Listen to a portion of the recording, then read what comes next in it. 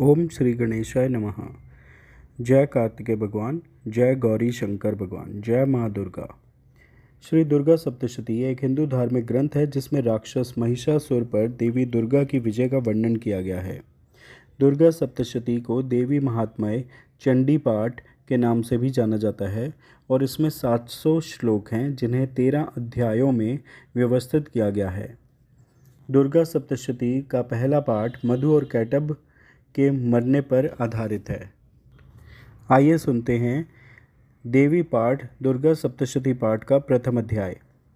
मेधा ऋषि का राजा सुरथ और समाधि को भगवती की महिमा बताते हुए मधु कैटभ वध का प्रसंग सुनाना। विनियोग। प्रथम चरित्र के ब्रह्मा ऋषि, महाकाली देवता, गायत्री छंद, नंदा शक्ति, रक्तदंतिका बीज, अग्नि तत्व और ऋग्वेद स्वरूप हैं। श्री महाकाली देवता की प्रसन्नता के लिए प्रथम चरित्र के जप में विनियोग किया जाता है। ध्यान। भगवान विष्णु के सो जाने पर मधु और कैटभ को मारने के लिए कमल जन्मा ब्रह्मा जी ने जिनका स्तवन किया था, उन महाकाली देवी का मैं सेवन करता हूँ। वे अपने 10 हाथों में खड्ग, चक्र, गदा, बाण, धनुष, पारिद, शूल, भुशुंडी, मस्तक और शंख धारण करती हैं। उनके 3 नेत्र हैं। वे समस्त अंगों में दिव्य आभूषणों से विभूषित हैं। उनके शरीर की कांति नीलमणि के समान है तथा वे 10 मुख और 10 पैरों से युक्त हैं। ओम चंडिका देवी को नमस्कार है। मार्कंडेय जी बोले, सूर्य के पुत्र सावर्णी जो 8वें मनु कहे जाते हैं, उनकी उत्पत्ति की कथा विस्तार पूर्वक कहता हूँ, सुनो। सूर्य कुमार महाभाग सावर्णी भगवती महामाया के अनुग्रह से जिस प्रकार मनवंतर के स्वामी हुए, वही प्रसंग सुनाता हूँ। पूर्व काल की बात है। स्वरोचिष मनवंतर में सुरथ नाम के एक राजा थे जो चैत्र वंश में उत्पन्न हुए थे। उनका समस्त भूमंडल पर अधिकार था। वे प्रजा का अपने औरस पुत्रों की भांति धर्मपूर्वक पालन करते थे। तो भी उस समय कोला विध्वंसी नाम के क्षत्रिय उनके शत्रु हो गए। राजा सुरथ की दंड नीति बड़ी प्रबल थी। उनका शत्रुओं के साथ संग्राम हुआ। यद्यपि कोला विध्वंसी संख्या में कम थे, तो भी राजा सुरथ युद्ध में उनसे परास्त हो गए। तब वे युद्ध भूमि से अपने नगर को लौट आए और केवल अपने देश के राजा होकर रहने लगे। समूची पृथ्वी से अब उनका अधिकार जाता रहा, किंतु वहाँ भी उन प्रबल शत्रुओं ने उस समय महाभाग राजा सुरथ पर आक्रमण कर दिया। राजा का बल क्षीण हो चला था, इसलिए उनके दुष्ट, बलवान एवं दुरात्मा मंत्रियों ने वहाँ उनकी राजधानी में भी राजकीय सेना और खजाने को हथिया लिया। सुरथ का प्रभुत्व नष्ट हो चुका था, इसलिए वे शिकार खेलने के बहाने घोड़े पर सवार हो वहाँ से अकेले ही एक घने जंगल में चले गए।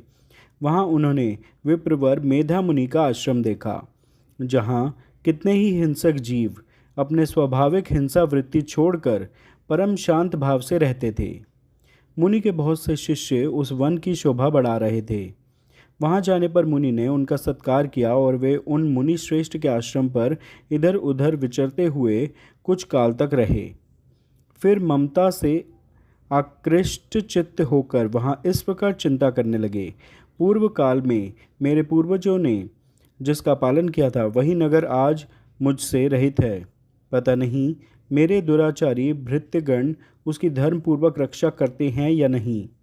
जो सदा मद की वर्षा करने वाला और शूरवीर था, वह मेरा प्रधान हाथी अब शत्रुओं के अधीन होकर न जाने किन भोगों को भोगता होगा।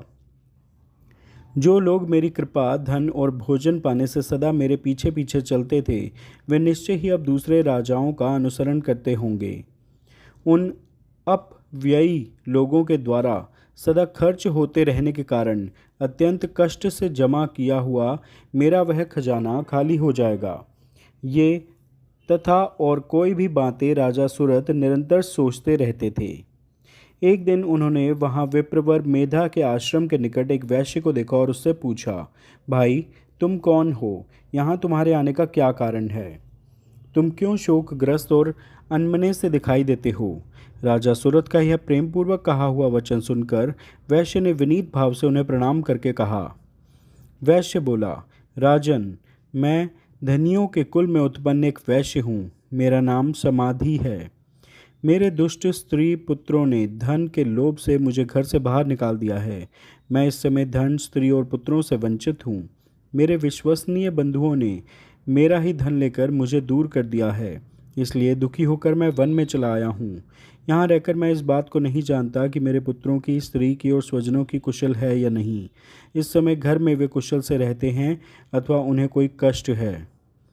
वे मेरे पुत्र कैसे हैं? क्या वे सदाचारी हैं अथवा दुराचारी हो गए हैं? जिन लोभी स्त्री पुत्र आदि ने धन के कारण तुम्हें घर से निकाल दिया, उनके प्रति चित्त में इतना स्नेह का बंधन क्यों है? राजा ने पूछा। वैश्य बोला, आप मेरे विषय में जैसी बात कहते हैं वह सब ठीक है, किंतु क्या करूं? मेरा मन निष्ठुरता नहीं धारण करता।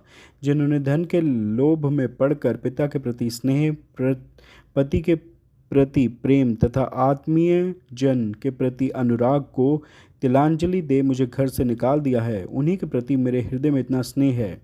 महामते, गुणहीन बंधुओं के प्रति भी जो मेरा चित्त इस प्रकार प्रेम मग्न हो रहा है, यह क्या है? इस बात को मैं जानकर भी नहीं जान पाता। उनके लिए मैं लंबी सांसें ले रहा हूँ और मेरा हृदय अत्यंत दुखित हो रहा है। उन लोगों में प्रेम का सर्वथा अभाव है, तो भी उनके प्रति जो मेरा मन निष्ठुर नहीं हो पाता, इसके लिए क्या करूं? मार्कंडेय जी कहते हैं, ब्राह्मण, तदंतर राजाओं में श्रेष्ठ सुरथ और वह समाधि नामक वैश्य दोनों साथ साथ मेधा मुनि की सेवा में उपस्थित हुए और उनके साथ यथा योग्य न्यायानुकूल विनयपूर्ण बर्ताव करके बैठे। तत्पश्चात वैश्य और राजा ने कुछ वार्तालाप आरंभ किया। राजा ने कहा, भगवान, मैं आपसे एक बात पूछना चाहता हूँ, उसे बताइए।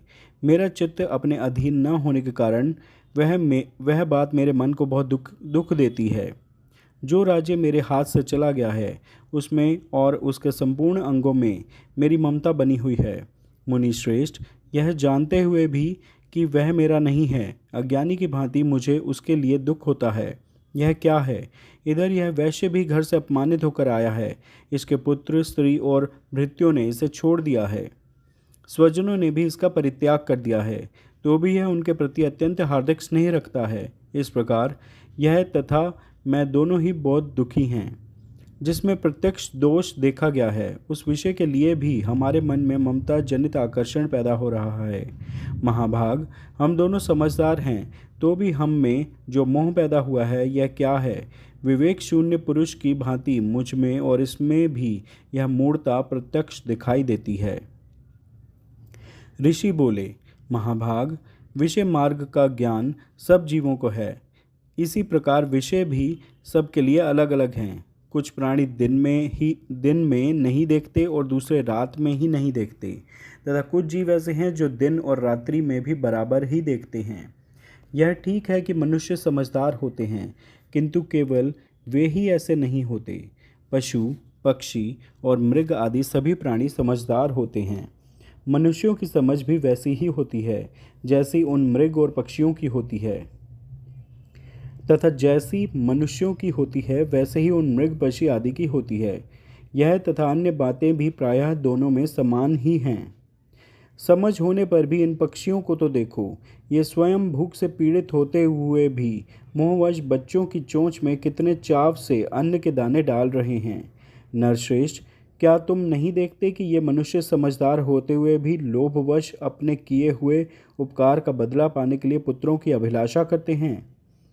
यद्यपि उन सब में समझ की कमी नहीं है, तथापि वे संसार की स्थिति, जन्म मरण की परंपरा बनाए रखने वाली भगवती महामाया के प्रभाव द्वारा ममतामय भंवर से युक्त मोह के गर्त में गिराए गए हैं। इसलिए इसमें आश्चर्य नहीं करना चाहिए। जगदीश्वर भगवान विष्णु की योग निद्रा रूपा जो भगवती महामाया हैं, उन्हीं से यह जगत मोहित हो रहा है। वे भगवती महामाया देवी ज्ञानियों के भी चित्त को बलपूर्वक खींचकर मोह में डाल देती है। वे ही इस संपूर्ण चराचर जगत की सृष्टि करती हैं, तथा वे ही प्रसन्न होने पर मनुष्यों को मुक्ति के लिए वरदान देती हैं। वे ही परा विद्या, संसार बंधन और मोक्ष की हेतु भूता सनातनी देवी तथा संपूर्ण ईश्वरों की भी अधीश्वरी हैं। राजा ने पूछा, भगवान, जिन्हें आप महामाया कहते हैं, वे देवी कौन हैं? ब्रह्मन, उनका आविर्भाव कैसे हुआ तथा उनके चरित्र कौन कौन हैं? ब्रह्मवेत्ताओं में श्रेष्ठ महर्षि, उन देवी का जैसा प्रभाव हो, जैसा स्वरूप हो और जिस प्रकार प्रादुर्भाव हुआ हो, वह सब मैं आपके मुख से सुनना चाहता हूँ। ऋषि बोले, राजन, वास्तव में तो वे देवी नित्य स्वरूपा ही हैं। संपूर्ण जगत उन्हीं का रूप है तथा उन्होंने समस्त विश्व को व्याप्त कर रखा है। तथापि उनका प्राकट्य अनेक प्रकार से होता है। वह मुझसे सुनो। यद्यपि वे नित्य और अजन्मी हैं, तथापि जब देवताओं का कार्य सिद्ध करने के लिए प्रकट होती हैं, उस समय लोक में उत्पन्न हुई कहलाती हैं। कल्प के अंत में जब संपूर्ण जगत एकार्णव में निमग्न हो रहा था और सबके प्रभु भगवान विष्णु शेषनाग की शैया बिछाकर योग निद्रा का आश्रय ले सो रहे थे, उस समय उनके कानों के मैल से दो भयंकर असुर उत्पन्न हुए, जो मधु और कैटब के नाम से विख्यात थे। वे दोनों ब्रह्मा जी का वध करने को तैयार हो गए। भगवान विष्णु के नाभि कमल में विराजमान प्रजापति ब्रह्मा जी ने जब उन दोनों भयानक असुरों को अपने पास आया और भगवान को सोया हुआ देखा, तब एकाग्रचित होकर उन्होंने भगवान विष्णु को जगाने के लिए उनके नेत्रों में निवास करने वाली योग निद्रा का स्तवन आरंभ किया, जो इस विश्व की अधीश्वरी, जगत को धारण करने वाली, संसार का पालन और संहार करने वाली तथा तेज स्वरूप भगवान विष्णु की अनुपम शक्ति हैं। उन्हीं भगवती निद्रा देवी की भगवान ब्रह्मा स्तुति करने लगे। ब्रह्मा जी ने कहा, देवी, तुम ही स्वाहा, तुम ही स्वधा और तुम ही वष्टकार हो। स्वर भी तुम्हारे ही स्वरूप हैं। तुम ही जीवनदायिनी सुधा हो। नित्य अक्षर प्रणव में अकार, उकार, मकार, इन तीन मात्राओं के रूप में तुम ही स्थित हो तथा इन तीन मात्राओं के अतिरिक्त जो बिंदु रूपा नित्य अर्ध मात्रा है, जिसका विशेष रूप से उच्चारण नहीं किया जा सकता, वह भी तुम ही हो। देवी, तुम ही संध्या, सावित्री तथा परम जननी हो। देवी, तुम ही इस विश्व ब्रह्मांड को धारण करती हो। तुमसे ही इस जगत की सृष्टि होती है, तुम ही से इसका पालन होता है और सदा तुम ही कल्प के अंत में सबको अपना ग्रास बना लेती हो। जगन्मयी देवी, इस जगत की उत्पत्ति के समय तुम सृष्टि रूपा हो, पालन काल में स्थित रूपा हो तथा कल्पांत के समय संहार रूप धारण करने वाली हो। महामोह रूपा महादेवी और महासुरी हो। तुम ही तीनों गुणों को उत्पन्न करने वाली सबकी प्रकृति हो। भयंकर काल रात्रि, महारात्रि और मोहरात्रि भी तुम ही हो।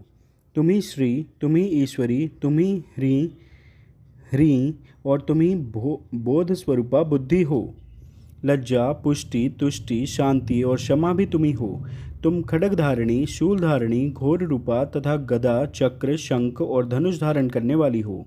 बाण, भुषुंडी और परिघ, ये भी तुम्हारे अस्त्र हैं। तुम सौम्य और सौम्यतर हो। इतना ही नहीं, जितने भी सौम्य एवं सुंदर पदार्थ हैं, उन सब की अपेक्षा तुम अत्यधिक सुंदर हो। तुम अत्यधिक सुंदरी हो, पर और अपर, सबसे परे रहने वाली परमेश्वरी तुम ही हो। सर्वस्वरूपे देवी, कहीं भी सत असत रूप जो कुछ वस्तुएं हैं और उन सब की जो शक्ति है, वह तुम ही हो। ऐसी अवस्था में तुम्हारी स्तुति क्या हो सकती है? जो इस जगत की सृष्टि, पालन और संहार करते हैं, उन भगवान को भी जब तुमने निद्रा के अधीन कर दिया है, तब तुम्हारी स्तुति करने में यहाँ कौन समर्थ हो सकता है? मुझको, भगवान शंकर को तथा भगवान विष्णु को भी तुमने ही शरीर धारण कराया है, अतः तुम्हारी स्तुति करने की शक्ति किसमें है? देवी, तुम तो अपने इन उदार प्रभावों से ही प्रशंसित हो। ये जो दोनों दुर्धर्ष असुर मधु और कैटब हैं, इनको मुंह में डाल दो और जगदीश्वर भगवान विष्णु को शीघ्र ही जगा दो। साथ ही इनके भीतर इन दोनों महान असुरों को मार डालने की बुद्धि उत्पन्न कर दो। ऋषि कहते हैं, राजन, जब ब्रह्मा जी ने वहाँ मधु और कैटब को मारने के उद्देश्य से भगवान विष्णु को जगाने के लिए तमोगुण की अधिष्ठात्री देवी योग निद्रा की इस प्रकार स्तुति की, तब वे भगवान के नेत्र, मुख, नासिका, बाहु, हृदय और वक्षस्थल से निकलकर अव्यक्त जन्मा ब्रह्मा जी की दृष्टि के समक्ष खड़ी हो गईं। योग निद्रा से मुक्त होने पर जगत के स्वामी भगवान जनार्दन उस के जल में शेषनाग की शैया से जाग उठे। फिर उन्होंने उन दोनों असुरों को देखा। वे दुरात्मा मधु और कैटब अत्यंत बलवान तथा पराक्रमी थे और क्रोध से लाल आंखें किए ब्रह्मा जी को खा जाने के लिए उद्योग कर रहे थे। तब भगवान श्री हरि ने उठकर उन दोनों के साथ 5000 वर्षों तक केवल बाहु युद्ध किया। वे दोनों भी अत्यंत बल के कारण उन्मत्त हो रहे थे। इधर महामाया ने भी उन्हें मोह में डाल रखा था, इसलिए वह भगवान विष्णु से कहने लगे, हम तुम्हारी वीरता से संतुष्ट हैं, तुम हम लोगों से कोई वर मांगो। श्री भगवान बोले, यदि तुम दोनों मुझ पर प्रसन्न हो तो अब मेरे हाथ से मारे जाओ। बस इतना सा ही मैंने वर मांगा है, यहाँ दूसरे किसी वर से क्या लेना है। ऋषि कहते हैं, इस प्रकार धोखे में आ जाने पर जब उन्होंने संपूर्ण जगत में ही जल देखा, तब कमल नयन भगवान से कहा, जहाँ पृथ्वी जल में डूबी हुई ना हो, जहाँ सूखा स्थान हो, वहीं हमारा वध करो। ऋषि कहते हैं, तब तथास्तु कहकर शंख चक्र और गदा धारण करने वाले भगवान ने उन दोनों के मस्तक अपनी जांघ पर रखकर चक्र से काट डाले। इस प्रकार ये देवी महामाया ब्रह्मा जी की स्तुति करने पर स्वयं प्रकट हुई थी। अब पुनः तुमसे उनके प्रभाव का वर्णन करता हूँ, सुनो। इस प्रकार श्री मार्कंडेय पुराण में सावर्णिक मनवंतर की कथा के अंतर्गत देवी महात्म्य में मधु कैटभ मरने नामक पहला पाठ पूरा हुआ। प्रेम से बोलिए जय माता दी। श्री दुर्गा सप्तशती का दूसरा अध्याय महिषासुर की सेनाओं के वध पर आधारित है। द्वितीयो अध्याय देवताओं के तेज से देवी का प्रादुर्भाव और महिषासुर की सेना का वध। विनियोग। ओम मध्यम चरित्र के विष्णु ऋषि महालक्ष्मी देवता उष्णिक छंद शाकंभरी शक्ति दुर्गा बीज वायु तत्व और यजुर्वेद स्वरूप है। श्री महालक्ष्मी की प्रसन्नता के लिए मध्यम चरित्र के पाठ में इसका विनियोग है। ध्यान। मैं कमल के आसन पर बैठी हुई प्रसन्न मुख वाली महिषासुर मर्दिनी भगवती महालक्ष्मी का भजन करता हूँ, जो अपने हाथों में अक्षमाला, फरसा, गदा, बाण, वज्र, पद्म, धनुष, कुंडिका, दंड, शक्ति, खड्ग, ढाल, शंख, घंटा, मधुपात्र, शूल, पाश और चक्र धारण करती हैं। ऋषि कहते हैं, पूर्व काल में देवताओं और असुरों में पूरे 100 वर्षों तक घोर संग्राम हुआ था। उसमें असुरों का स्वामी महिषासुर था और देवताओं के नायक इंद्र थे। उस युद्ध में देवताओं की सेना महाबली असुरों से परास्त हो गई। संपूर्ण देवताओं को जीतकर महिषासुर इंद्र बन बैठा। तब पराजित देवता प्रजापति ब्रह्मा जी को आगे करके उस स्थान पर गए जहाँ भगवान शंकर और विष्णु विराजमान थे। देवताओं ने महिषासुर के पराक्रम तथा अपनी पराजय का यथावत वृत्तांत उन दोनों देवेश्वरों से विस्तार पूर्वक कह सुनाया। वे बोले, भगवान, महिषासुर सूर्य, इंद्र, अग्नि, वायु, चंद्रमा, यम, वरुण तथा अन्य देवताओं के भी अधिकार छीनकर स्वयं ही सबका अधिष्ठाता बना बैठा है। उस दुरात्मा महिष ने समस्त देवताओं को स्वर्ग से निकाल दिया है। अब वे मनुष्यों की भांति पृथ्वी पर विचरते हैं। दैत्यों की यह सारी करतूत हमने आप लोगों से कह सुनाई। अब हम आपकी शरण में आए हैं, उसके वध का कोई उपाय सोचिए।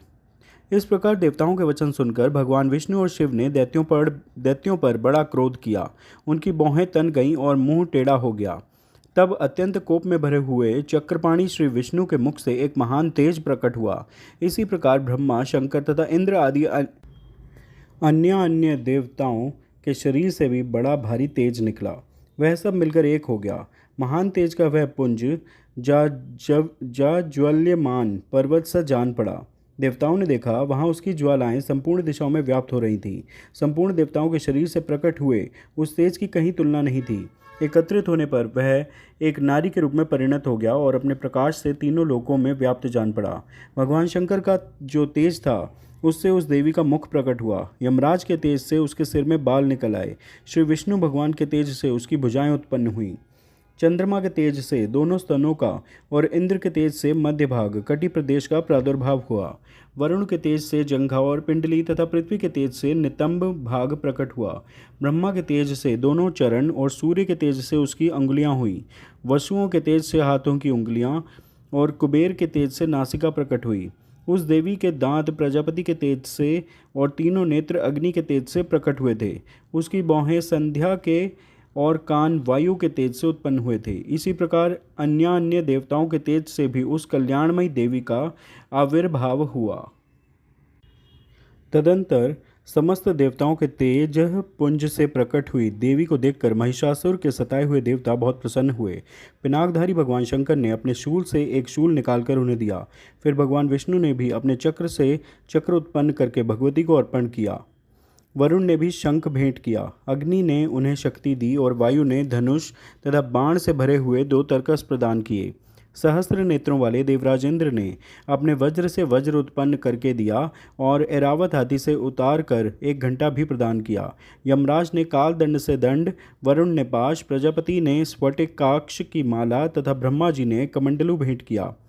सूर्य ने देवी के समस्त रोमकूपों में अपनी किरणों का तेज भर दिया। काल ने उन्हें चमकती हुई ढाल और तलवार दी। क्षीर समुद्र ने उज्ज्वल हार तथा कभी जीर्ण न होने वाले 2 दिव्य वस्त्र भेंट किए।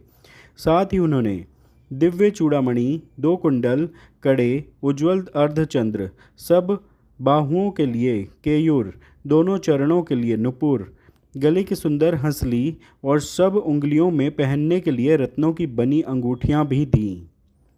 विश्वकर्मा ने उन्हें अत्यंत निर्मल फरसा भेंट किया।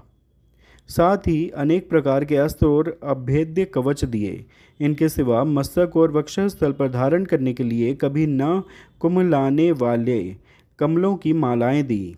जलधि ने उन्हें सुंदर कमल का फूल भेंट किया। हिमालय ने सवारी के लिए सिंह तथा भांति भांति के रत्न समर्पित किए। धनाध्यक्ष कुबेर ने मधु से भरा पान पात्र दिया तथा संपूर्ण नागों के राजा शेष ने, जो इस पृथ्वी को धारण करते हैं, उन्हें बहुमूल्य मणियों से विभूषित नागहार भेंट दिया। इसी प्रकार अन्य देवताओं ने भी आभूषण और अस्त्र शस्त्र देकर देवी का सम्मान किया। तत्पश्चात उन्होंने बारंबार अट्टहास पूर्वक उच्च स्वर से गर्जना की। उनके भयंकर नाद से संपूर्ण आकाश गूंज उठा। देवी का वह अत्यंत उच्च स्वर से किया हुआ सिंहनाद कहीं समा न सका। आकाश उसके सामने लघु प्रतीत होने लगा। उससे बड़े जोर की प्रतिध्वनि हुई, जिससे संपूर्ण विश्व में हलचल मच गई और समुद्र कांप उठे। पृथ्वी डोलने लगी और समस्त पर्वत हिलने लगे। उस समय देवताओं ने अत्यंत प्रसन्नता के साथ सिंहवाहिनी भवानी से कहा, देवी तुम्हारी जय हो। संपूर्ण त्रिलोकी को शोभाग्रस्त देख दैत्यगण अपनी समस्त सेना को कवच आदि से सुसज्जित कर हाथों में हथियार ले सहसा उठकर खड़े हो गए। उस समय महिषासुर ने बड़े क्रोध में आकर कहा, आह, यह क्या हो रहा है। फिर वह संपूर्ण असुरों से घिरकर उस सिंहनाद की ओर लक्ष्य करके दौड़ा और आगे पहुंचकर उसने देवी को देखा, जो अपनी प्रभा से तीनों लोकों को प्रकाशित कर रही थी। साथ ही महर्षियों ने भक्ति भाव से विनम्र होकर उनका स्तवन किया। उनके चरणों के भार से पृथ्वी दबी जा रही थी। माथे के मुकुट से आकाश में रेखा सी खींच रही थी तथा वे अपने धनुष की टंकार से 7 पातालों को क्षुब्ध किए देती थी। देवी अपनी हजारों भुजाओं से संपूर्ण दिशाओं को आच्छादित करके खड़ी थी। तदंतर उनके साथ दैत्यों का युद्ध छिड़ गया। नाना प्रकार के अस्त्र शस्त्रों के प्रहार से संपूर्ण दिशाएं उद्दासित होने लगीं। चिक्षुर नामक महान असुर महिषासुर का सेना नायक था। वह देवी के साथ युद्ध करने लगा। अन्य देवताओं की चतुरंगिणी सेना साथ लेकर चामर भी लड़ने लगा। 60,000 रथियों के साथ आकर उदग्र नामक महादैत्य ने लोहा लिया। 1 करोड़ रथियों को साथ लेकर महाहनु नामक दैत्य युद्ध करने लगा, जिसके रोएं तलवार के समान तीखे थे। वह असिलोमा नाम का महादैत्य 5 करोड़ रथी सैनिकों सहित युद्ध में आ डटा। 60 लाख रथियों से घिरा हुआ बाष्कल नामक दैत्य भी उस युद्ध भूमि में लड़ने लगा। परिवारित नामक राक्षस हाथी सवार और घुड़सवारों के अनेक दलों तथा 1 करोड़ रथियों की सेना लेकर युद्ध करने लगा। बिडाल नामक दैत्य 5 अरब रथियों से घिरकर लोहा लेने लगा। इनके अतिरिक्त और भी हजारों महादैत्य रथ, हाथी और घोड़ों की सेना साथ लेकर वहां देवी के साथ युद्ध करने लगे। स्वयं महिषासुर उस रणभूमि में कोटि कोटि सहस्त्र रथ, हाथी और घोड़ों की सेना से घिरा हुआ खड़ा था। वे दैत्य देवी के साथ तोमर, भिंदीपाल, शक्ति, मूसल, खड्ग, परशु और पट्टिश आदि अस्त्र शस्त्रों का प्रहार करते हुए युद्ध कर रहे थे। कुछ दैत्यों ने उन पर शक्ति का प्रहार किया, कुछ लोगों ने पाश फेंके तथा कुछ दूसरे दैत्यों ने खड्ग प्रहार करके देवी को मार डालने का उद्योग किया। देवी ने भी क्रोध में भरकर खेल खेल में ही अपने अस्त्र शस्त्रों की वर्षा करके दैत्यों के वे समस्त अस्त्र शस्त्र काट डाले। उनके मुख पर परिश्रम या थकावट का रच मात्र भी चिन्ह नहीं था। देवता और ऋषि उनकी स्तुति करते थे और वे भगवती परमेश्वरी दैत्यों के शरीरों पर अस्त्र शस्त्रों की वर्षा करती रहीं। देवी का वाहन सिंह भी क्रोध में भरकर गर्दन के बालों को हिलाता हुआ असुरों की सेना में इस प्रकार विचरने लगा, मानो वनों में दावानल फैल रहा हो। रणभूमि में दैत्यों के साथ युद्ध करती हुई अंबिका देवी ने जितने निश्वास छोड़े वे सभी तत्काल सैकड़ों हजारों गणों के रूप में प्रकट हो गए और परशु, भिंदीपाल, खड्ग तथा पट्टीश आदि अस्त्रों द्वारा असुरों का सामना करने लगे। देवी की शक्ति से बड़े हुए वे गण असुरों का नाश करते हुए नगाड़ा और शंख आदि बाजे बजाने लगे। उस संग्राम महोत्सव में कितने ही गण मृदंग बजा रहे थे। तदंतर देवी ने त्रिशूल से, गदा से, शक्ति की वर्षा से और खड्ग आदि से सैकड़ों महादैत्यों का संहार कर डाला। कितनों को घंटे के भयंकर नाद से मूर्छित करके मार गिराया। बहुतेरे दैत्यों को पाश से बांधकर धरती पर घसीटा। कितने ही दैत्य उनकी तीखी तलवार की मार से दो दो टुकड़े हो गए। कितने ही गदा की चोट से घायल हो धरती पर सो गए। कितने ही मूसल की मार से अत्यंत आहत होकर रक्त वमन करने लगे। कुछ दैत्य शूल से छाती फट जाने के कारण पृथ्वी पर ढेर हो गए। उस रणांगन में बाण समूहों की वृष्टि से कितने ही असुरों की कमर टूट गई। बाज की तरह झपटने वाले देव पीड़क दैत्यगण अपने प्राणों से हाथ धोने लगे। किन्हीं की बाहें छिन्न भिन्न हो गईं, कितनों की गर्दनें कट गईं, कितने ही दैत्यों के मस्तक कट कट कर गिरने लगे। कुछ लोगों के शरीर मध्य भाग में ही विदीर्ण हो गए। कितने ही महादैत्य जांघें कट जाने से पृथ्वी पर गिर पड़े। कितनों को ही देवी ने एक बाह, एक पैर और एक नेत्र वाले करके दो टुकड़ों में चीर डाला। कितने ही दैत्य मस्तक कट जाने पर भी गिरकर फिर उठ जाते और केवल धड़ के ही रूप में अच्छे अच्छे हथियार हाथ में ले देवी के साथ युद्ध करने लगते थे। दूसरे कबंध युद्ध के बाजों की लय पर नाचते थे। कितने ही बिना सिर के धड़, हाथों में खड्ग, शक्ति और रिष्टि लिए दौड़ते थे तथा दूसरे दूसरे महादैत्य ठहरो ठहरो यह कहते हुए देवी को युद्ध के लिए ललकारते थे। जहाँ वह घोर संग्राम हुआ था, रक्तपात हुआ था कि थोड़ी देर में वहाँ खून की बड़ी बड़ी नदियाँ बहने लगीं। जगदम्बा ने असुरों की विशाल सेना को क्षण भर में नष्ट कर दिया।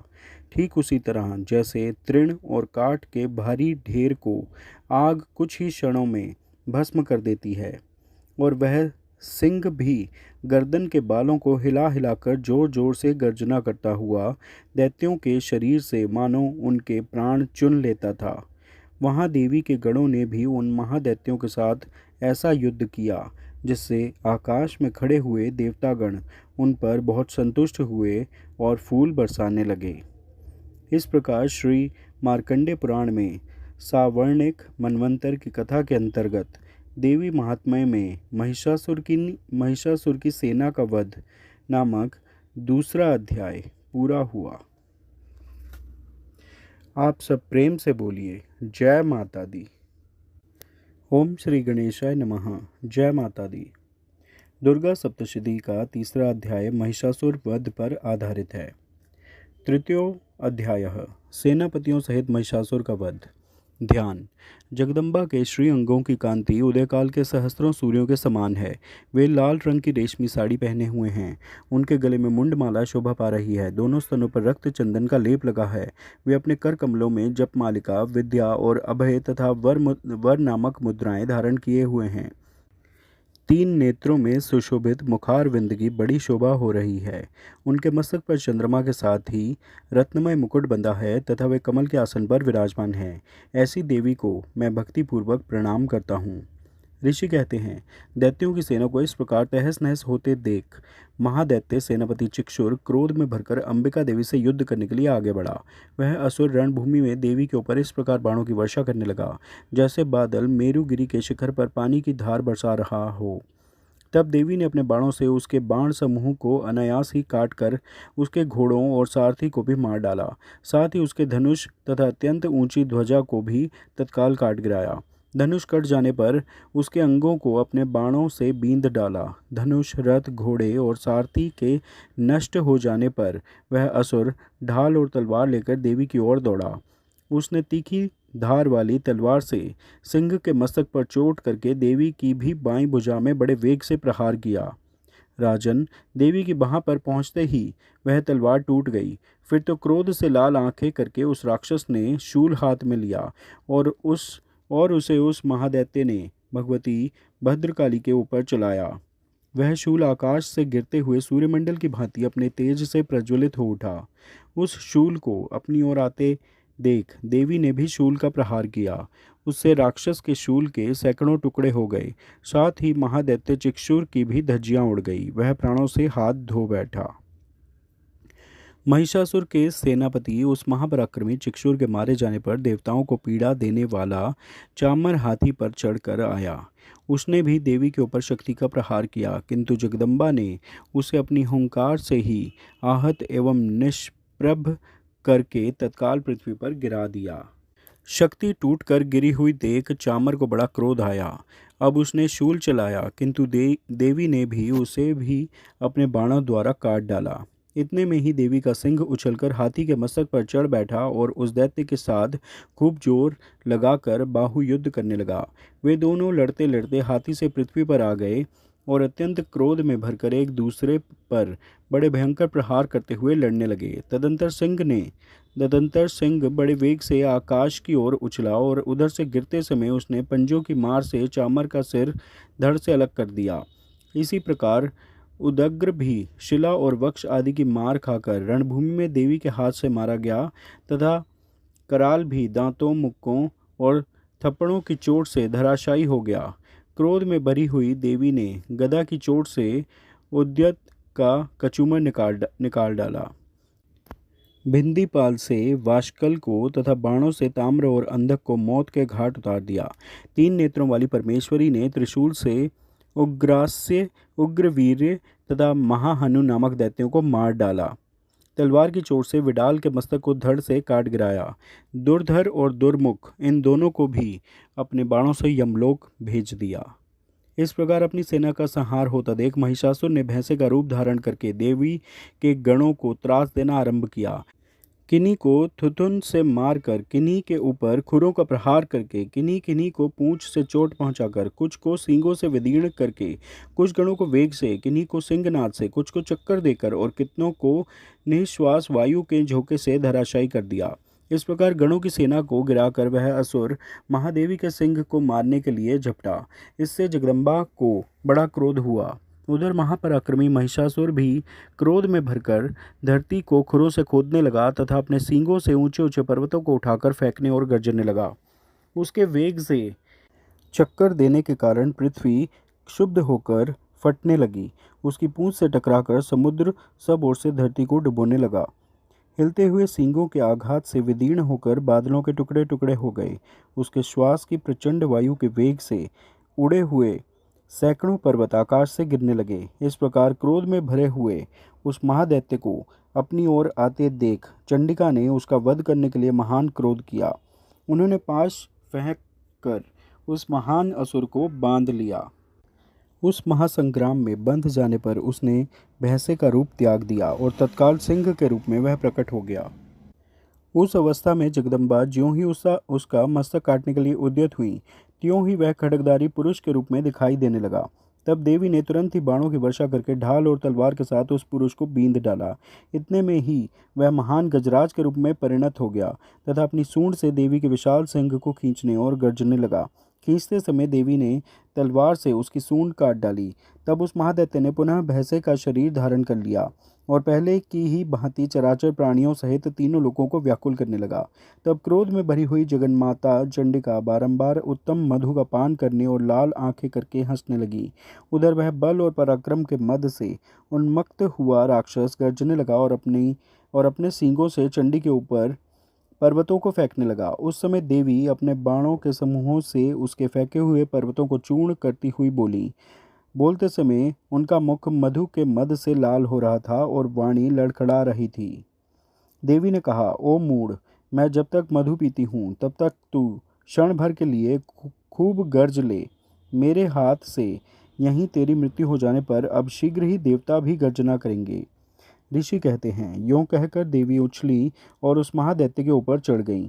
फिर अपने पैर से उसे दबाकर उन्होंने शूल से उसके कंठ में आघात किया। उनके पैर से दबा होने पर भी महिषासुर अपने मुख से दूसरे रूप में बाहर होने लगा। अभी आधे शरीर से ही वह बाहर निकलने पाया था कि देवी ने अपने प्रभाव से उसे रोक दिया। आधा निकला होने पर भी वह महादैत्य देवी से युद्ध करने लगा। तब देवी ने बहुत बड़ी तलवार से उसका मस्तक काट गिराया। फिर तो हाहाकार करती हुई दैत्यों की सारी सेना भाग गई तथा संपूर्ण देवता अत्यंत प्रसन्न हो गए। देवताओं ने दिव्य महर्षियों के साथ दुर्गा देवी का स्तवन किया। गंधर्वराज गाने लगे तथा अप्सराएं नृत्य करने लगीं।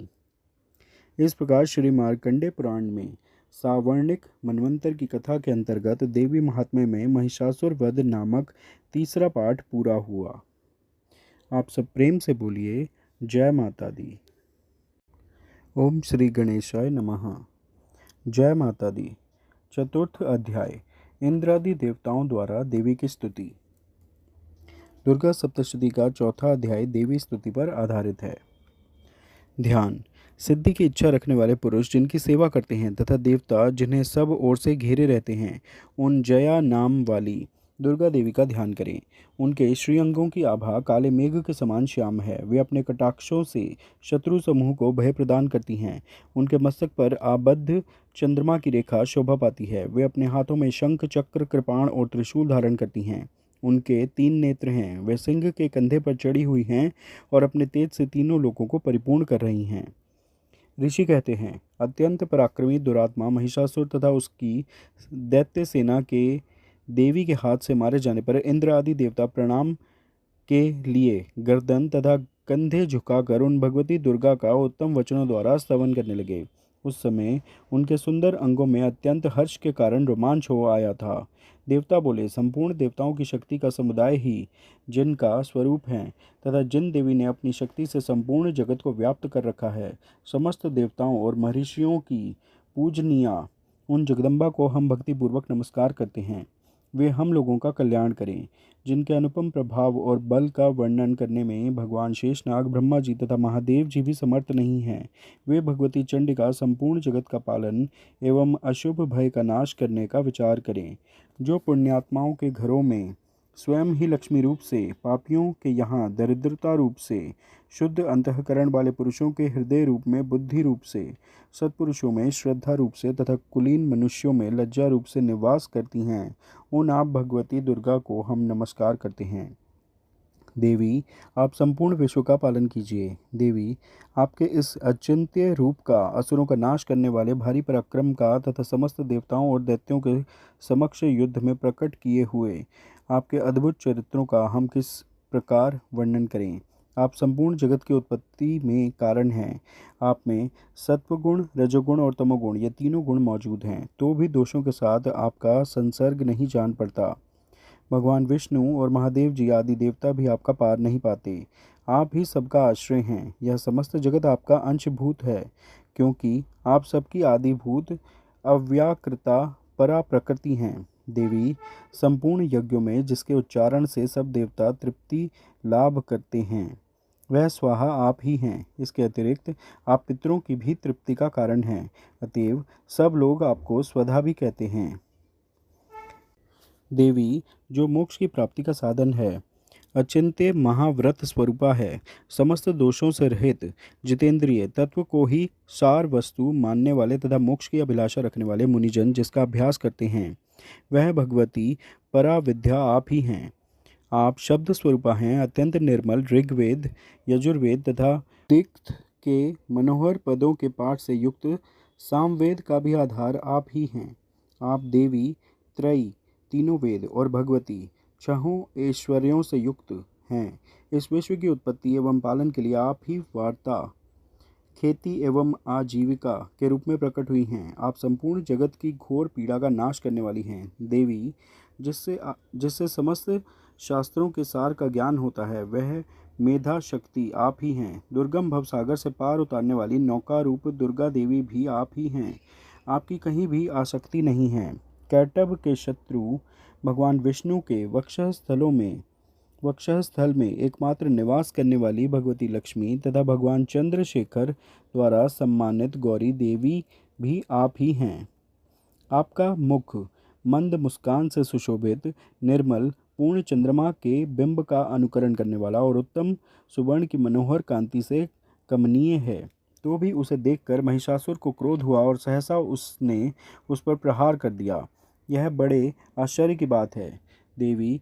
वही मुख जब क्रोध से युक्त होने पर उदयकाल की चंद्रमा की भांति लाल और तनी हुई भौहों के कारण विकराल हो उठा, तब उसे देखकर जो महिषासुर प्राण तुरंत नहीं निकल गए, यह उससे भी बढ़कर आश्चर्य की बात है, क्योंकि क्रोध में भरे हुए यमराज को देखकर भला कौन जीवित रह सकता है।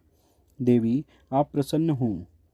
परमात्म स्वरूपा आपके प्रसन्न होने पर जगत का अभ्युदय होता है और क्रोध में भर जाने पर आप तत्काल ही कितने कुलों का सर्वनाश कर डालती हैं।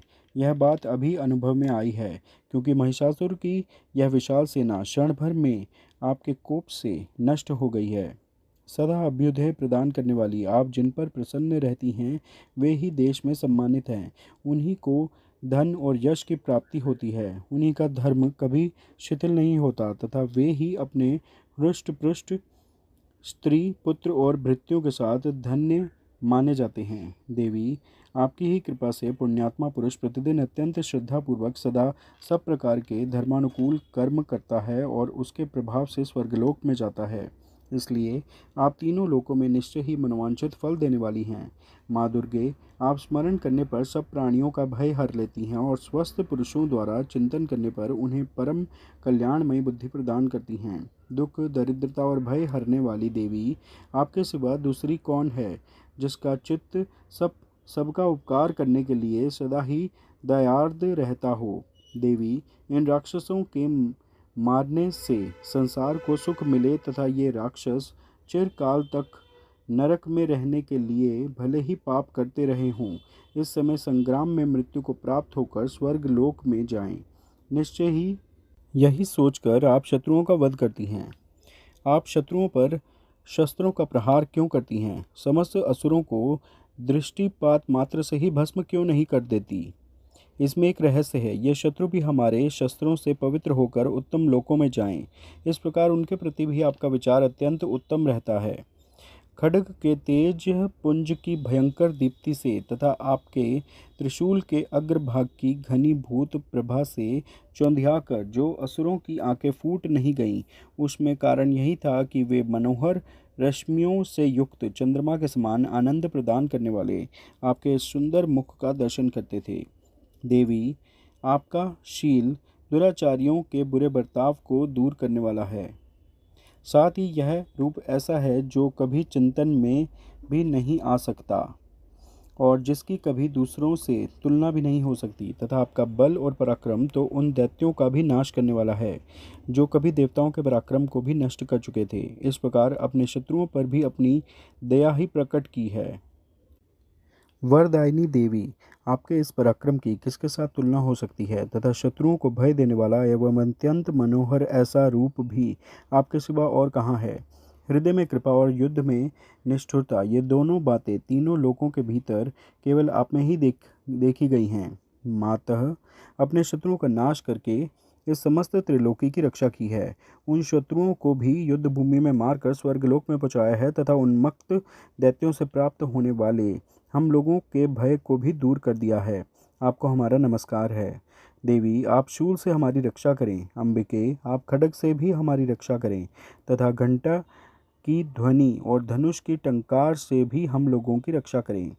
चंडिके, पूर्व, पश्चिम और दक्षिण दिशा में आप हमारी रक्षा करें तथा ईश्वरी, अपने त्रिशूल को घुमाकर आप उत्तर दिशा में भी हमारी रक्षा करें। तीनों लोकों में आपके जो परम सुंदर एवं अत्यंत भयंकर रूप विचरते रहते हैं, उनके द्वारा भी आप हमारी तथा इस भूलोक की रक्षा करें।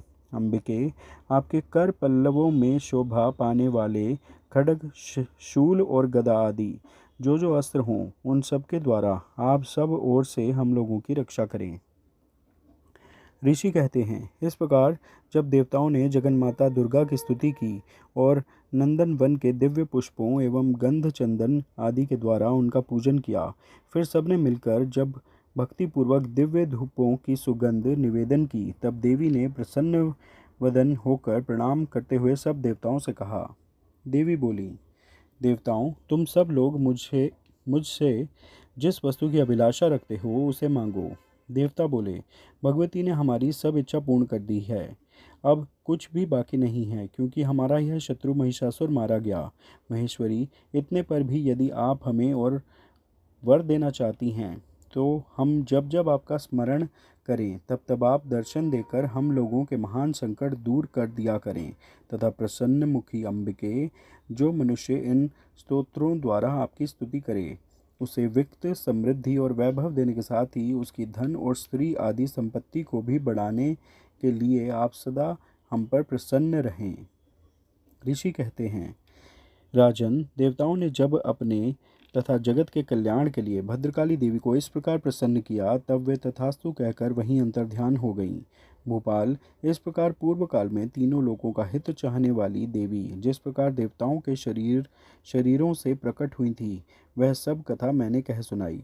अब पुनः देवताओं का उपकार करने वाली वे देवी दुष्ट दैत्यों तथा शुंभ निशुंभ का वध करने एवं सब लोगों की रक्षा करने के लिए गौरी देवी के शरीर से जिस प्रकार प्रकट हुई थी, वह सब प्रसंग मेरे मुँह से सुनो। मैं उसका तुमसे यथावत वर्णन करता हूँ। इस प्रकार श्री मार्कंडेय पुराण में सावर्णिक मनवंतर की कथा के अंतर्गत देवी महात्म्य में शुक्रादि स्तुति नामक चौथा पाठ पूरा हुआ। आप सब प्रेम से बोलिए, जय माता दी। ओम श्री गणेशाय नमः। जय माता दी। दुर्गा सप्तशती का 5वां अध्याय देवी और दूत के बीच वार्तालाप पर आधारित है। पंचमोऽध्यायः। देवताओं द्वारा देवी की स्तुति। चंडमुंड के मुख से अंबिका के रूप की प्रशंसा सुनकर शुंभ का उनके पास दूत भेजना और दूत का निराश लौटना। विनियोग। ओम इस उत्तर चरित्र के रुद्र ऋषि हैं, महासरस्वती देवता हैं, अनुष्टुप छंद है, भीमा शक्ति है, भ्रामरी बीज है, सूर्य तत्व है और सामवेद स्वरूप है। महासरस्वती की प्रसन्नता के लिए उत्तर चरित्र के पाठ में इसका विनियोग किया जाता है। ध्यान। जय माता दी। जो अपने करकमलों में घंटा, शूल, हल, शंख, मूसल, चक्र, धनुष और बाण धारण करती हैं। शरद ऋतु के शोभा संपन्न चंद्रमा के समान जिनकी मनोहर कांति है, जो तीनों लोकों की आधारभूता और शुंभ आदि दैत्यों का नाश करने वाली हैं, तथा गौरी के शरीर से जिनका प्राकट्य हुआ है, उन महासरस्वती देवी का मैं निरंतर भजन करता हूँ। ऋषि कहते हैं, पूर्व काल में शुंभ और निशुंभ नामक असुरों ने अपने बल के घमंड में आकर शचीपति इंद्र के हाथ से तीनों लोगों का राज्य और यज्ञ भाग छीन लिए। वे ही दोनों सूर्य, चंद्रमा, कुबेर, यम और वरुण के अधिकार का भी उपयोग करने लगे।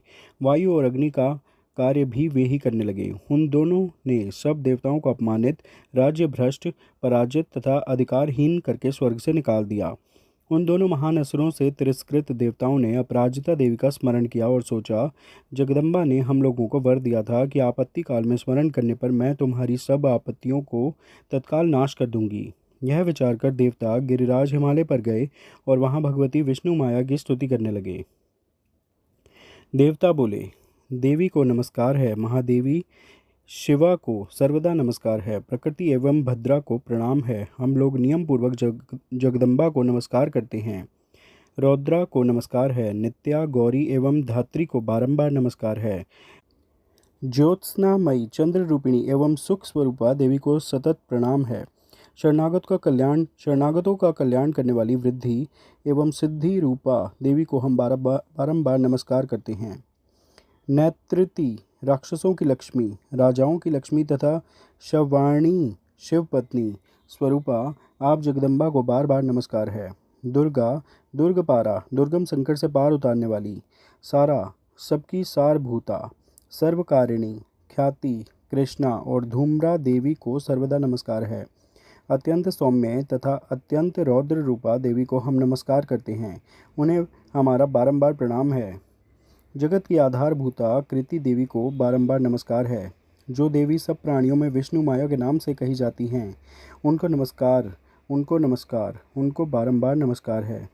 जो देवी सब प्राणियों में चेतना कहलाती हैं, उनको नमस्कार, उनको नमस्कार, उनको बारंबार नमस्कार है। जो देवी सब प्राणियों में बुद्धि रूप से स्थित हैं, उनको नमस्कार, उनको नमस्कार, उनको बारंबार नमस्कार है। जो देवी सब प्राणियों में निद्रा रूप से स्थित हैं, उनको नमस्कार, उनको नमस्कार, उनको बारंबार नमस्कार है। जो देवी सब प्राणियों में क्षुधा रूप से स्थित हैं, उनको नमस्कार, उनको नमस्कार, उनको बारंबार नमस्कार है। जो देवी सब प्राणियों में छाया रूप से स्थित हैं, उनको नमस्कार, उनको नमस्कार, उनको बारंबार नमस्कार है। जो देवी सब प्राणियों में शक्ति रूप से स्थित हैं, उनको नमस्कार, उनको नमस्कार, उनको बारंबार नमस्कार है।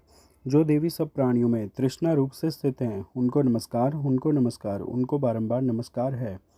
जो देवी सब प्राणियों में शांति क्षमा रूप से स्थित हैं, उनको नमस्कार, उनको नमस्कार, उनको बारंबार नमस्कार है। जो देवी सब प्राणियों में ज्योति रूप स्थित हैं, उनको नमस्कार, उनको नमस्कार, उनको बारंबार नमस्कार है। जो देवी सब प्राणियों में लज्जा रूप से स्थित हैं, उनको नमस्कार, उनको नमस्कार, उनको बारंबार नमस्कार है। जो देवी सब प्राणियों में शांति रूप से स्थित हैं, उनको नमस्कार, उनको नमस्कार, उनको बारंबार नमस्कार है। जो देवी सब प्राणियों में श्रद्धा रूप से स्थित हैं, उनको नमस्कार, उनको नमस्कार, उनको बारंबार नमस्कार है। जो देवी सब प्राणियों में कांति रूप से स्थित हैं, उनको नमस्कार, उनको नमस्कार, उनको बारंबार नमस्कार है। जो देवी सब प्राणियों में लक्ष्मी रूप से स्थित हैं, उनको नमस्कार, उनको नमस्कार, उनको बारंबार नमस्कार है। जो देवी सब प्राणियों में वृत्ति रूप से स्थित हैं, उनको नमस्कार, नमस्कार, उनको बारंबार नमस्कार है। जो देवी सब प्राणियों में स्मृति रूप से स्थित हैं, उनको नमस्कार, उनको नमस्कार, उनको बारंबार नमस्कार है। जो देवी सब प्राणियों में दया रूप से स्थित हैं, उनको नमस्कार, उनको नमस्कार, उनको बारंबार नमस्कार है। जो देवी सब प्राणियों में तुष्टि रूप से स्थित हैं, उनको नमस्कार, उनको नमस्कार, उनको बारंबार नमस्कार है। जो देवी सब प्राणियों में माता रूप से स्थित हैं, उनको नमस्कार, उनको नमस्कार, उनको बारंबार नमस्कार है। जो जीवों के प्राणियों में भ्रांति रूप से स्थित हैं, उनको नमस्कार, उनको नमस्कार, उनको बारंबार नमस्कार है। जो जीवों के इंद्रिय वर्ग की अधिष्ठात्री देवी एवं सब प्राणियों में सदा व्याप्त रहने वाली हैं, उन व्याप्त देवी को बारंबार नमस्कार है। जो देवी चैतन्य रूप से संपूर्ण जगत को व्याप्त करके स्थित हैं, उनको नमस्कार, उनको नमस्कार, उनको बारंबार नमस्कार है। पूर्व काल में अपने अभीष्ट की प्राप्ति होने से देवताओं ने जिनकी स्तुति की तथा देवराज इंद्र ने बहुत दिनों तक जिनका सेवन किया, वह कल्याण की साधन भूता ईश्वरी हमारा कल्याण और मंगल करें तथा सारी आपत्तियों का नाश कर डालें। उद्दंड दैत्यों से सताए हुए हम सभी देवता जिन परमेश्वरी को इस समय नमस्कार करते हैं तथा जो भक्ति से विनम्र पुरुषों द्वारा स्मरण की जाने पर तत्काल ही संपूर्ण विपत्तियों का नाश कर देती हैं, वे जगदम्बा हमारा संकट दूर करें। ऋषि कहते हैं, राजन, इस प्रकार जब देवता स्तुति कर रहे थे उस समय पार्वती देवी गंगा जी के जल में स्नान करने के लिए वहां आईं। उन सुंदर बाहों वाली भगवती ने देवताओं से पूछा, आप लोग यहाँ किसकी स्तुति करते हैं? तब उन्हीं के शरीर कोश से प्रकट हुई शिवा देवी बोली, शुंभ दैत्य से तिरस्कृत और युद्ध में निशुंभ से पराजित हो यहाँ एकत्रित हुए यह समस्त देवता यह मेरी ही स्तुति कर रहे हैं। पार्वती जी के शरीर कोश से अंबिका का प्रादुर्भाव हुआ था, इसलिए वे समस्त लोकों में कौशिकी कही जाती हैं। कौशिकी के प्रकट होने के बाद पार्वती देवी का शरीर काले रंग का हो गया, अतः वे हिमालय पर रहने वाली कालिका देवी के नाम से विख्यात हुई। तदंतर शुंभ निशुंभ के भृत्य चंड मुंड वहाँ आए और उन्होंने परम मनोहर रूप धारण करने वाली अंबिका देवी को देखा। फिर वे शुंभ के पास जाकर बोले, महाराज, एक अत्यंत मनोहर स्त्री है जो अपनी दिव्य कांति से हिमालय को प्रकाशित कर रही है। वैसा उत्तम रूप कहीं किसी ने भी नहीं देखा होगा। असुरेश्वर, पता लगाइए वह देवी कौन है और उसे ले लीजिए।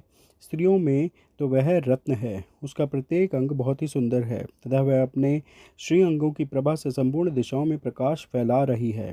दैत्यराज, अभी वह हिमालय पर ही मौजूद है, आप उसे देख सकते हैं। प्रभो, तीनों लोकों में मणि, हाथी और घोड़े आदि जितने भी रत्न हैं, वे सब इस समय आपके घर में शोभा पाते हैं। हाथियों में रत्न भूत ऐरावत, यह पारिजात का वृक्ष और यह उच्चैः श्रवा घोड़ा, यह सब आपने इंद्र से ले लिया है। हंसों से जुता हुआ यह विमान भी आपके आंगन में शोभा पाता है। यह रत्नभूत अद्भुत विमान जो पहले ब्रह्मा जी के पास था, अब आपके यहाँ लाया गया है। यह महापद्म नामक निधि आप कुबेर से छीन लाए हैं। समुद्र ने भी आपको किंजलकिनी नाम की माला भेंट की है, जो केसरों से सुशोभित है और जिसके कमल कभी कुम्हलाते नहीं हैं। सुवर्ण की वर्षा करने वाला वरुण का छत्र भी आपके घर में शोभा पाता है, तथा यह श्रेष्ठ रथ जो पहले प्रजापति के अधिकार में था, अब आपके पास मौजूद है। दैत्येश्वर, मृत्यु की उत्क्रांतिदा नाम वाली शक्ति भी आपने छीन ली है, तथा वरुण का पाश और समुद्र में होने वाले सब प्रकार के रत्न आपके भाई निशुंभ के अधिकार में हैं। अग्नि ने भी स्वतः शुद्ध किए हुए 2 वस्त्र आपकी सेवा में अर्पित किए हैं। दैत्यराज, इस प्रकार सभी रत्न आपने एकत्र कर लिए हैं। फिर जो यह स्त्रियों में रत्न रूप कल्याणमयी देवी हैं, इसे आप क्यों नहीं अपने अधिकार में कर लेते। ऋषि कहते हैं, चंडमुंड का यह वचन सुनकर शुंभ ने महादैत्य सुग्रीव को दूत बनाकर देवी के पास भेजा और कहा, तुम मेरी आज्ञा से उसके सामने ये बातें कहना और ऐसा उपाय करना जिससे प्रसन्न होकर वह शीघ्र ही यहाँ आ जाए। वह दूत पर्वत के अत्यंत रमणीय प्रदेश में जहाँ देवी मौजूद थी गया और मधुर वाणी में कोमल वचन बोला। दूत बोला, देवी, दैत्यराज शुंभ इस समय तीनों लोकों में परमेश्वर हैं। मैं उन्हीं का भेजा हुआ दूत हूँ और यहाँ तुम्हारे ही पास आया हूँ। उनकी आज्ञा सदा सब देवता एक स्वर से मानते हैं, कोई उसका उल्लंघन नहीं कर सकता। वे संपूर्ण देवताओं को परास्त कर चुके हैं। उन्होंने तुम्हारे लिए जो संदेश दिया है उसे सुनो। संपूर्ण त्रिलोकी मेरे अधिकार में है। देवता भी मेरे आज्ञा के अधीन चलते हैं। संपूर्ण यज्ञों के भागों में मैं ही पृथक पृथक भोगता हूँ।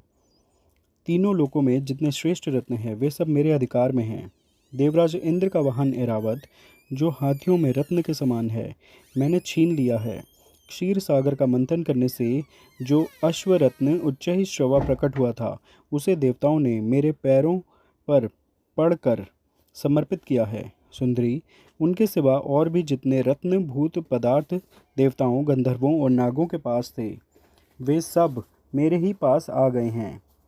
देवी, हम लोग तुम्हें संसार की स्त्रियों में रत्न मानते हैं, अतः तुम हमारे पास आ जाओ, क्योंकि रत्नों का उपभोग करने वाले हम ही हैं।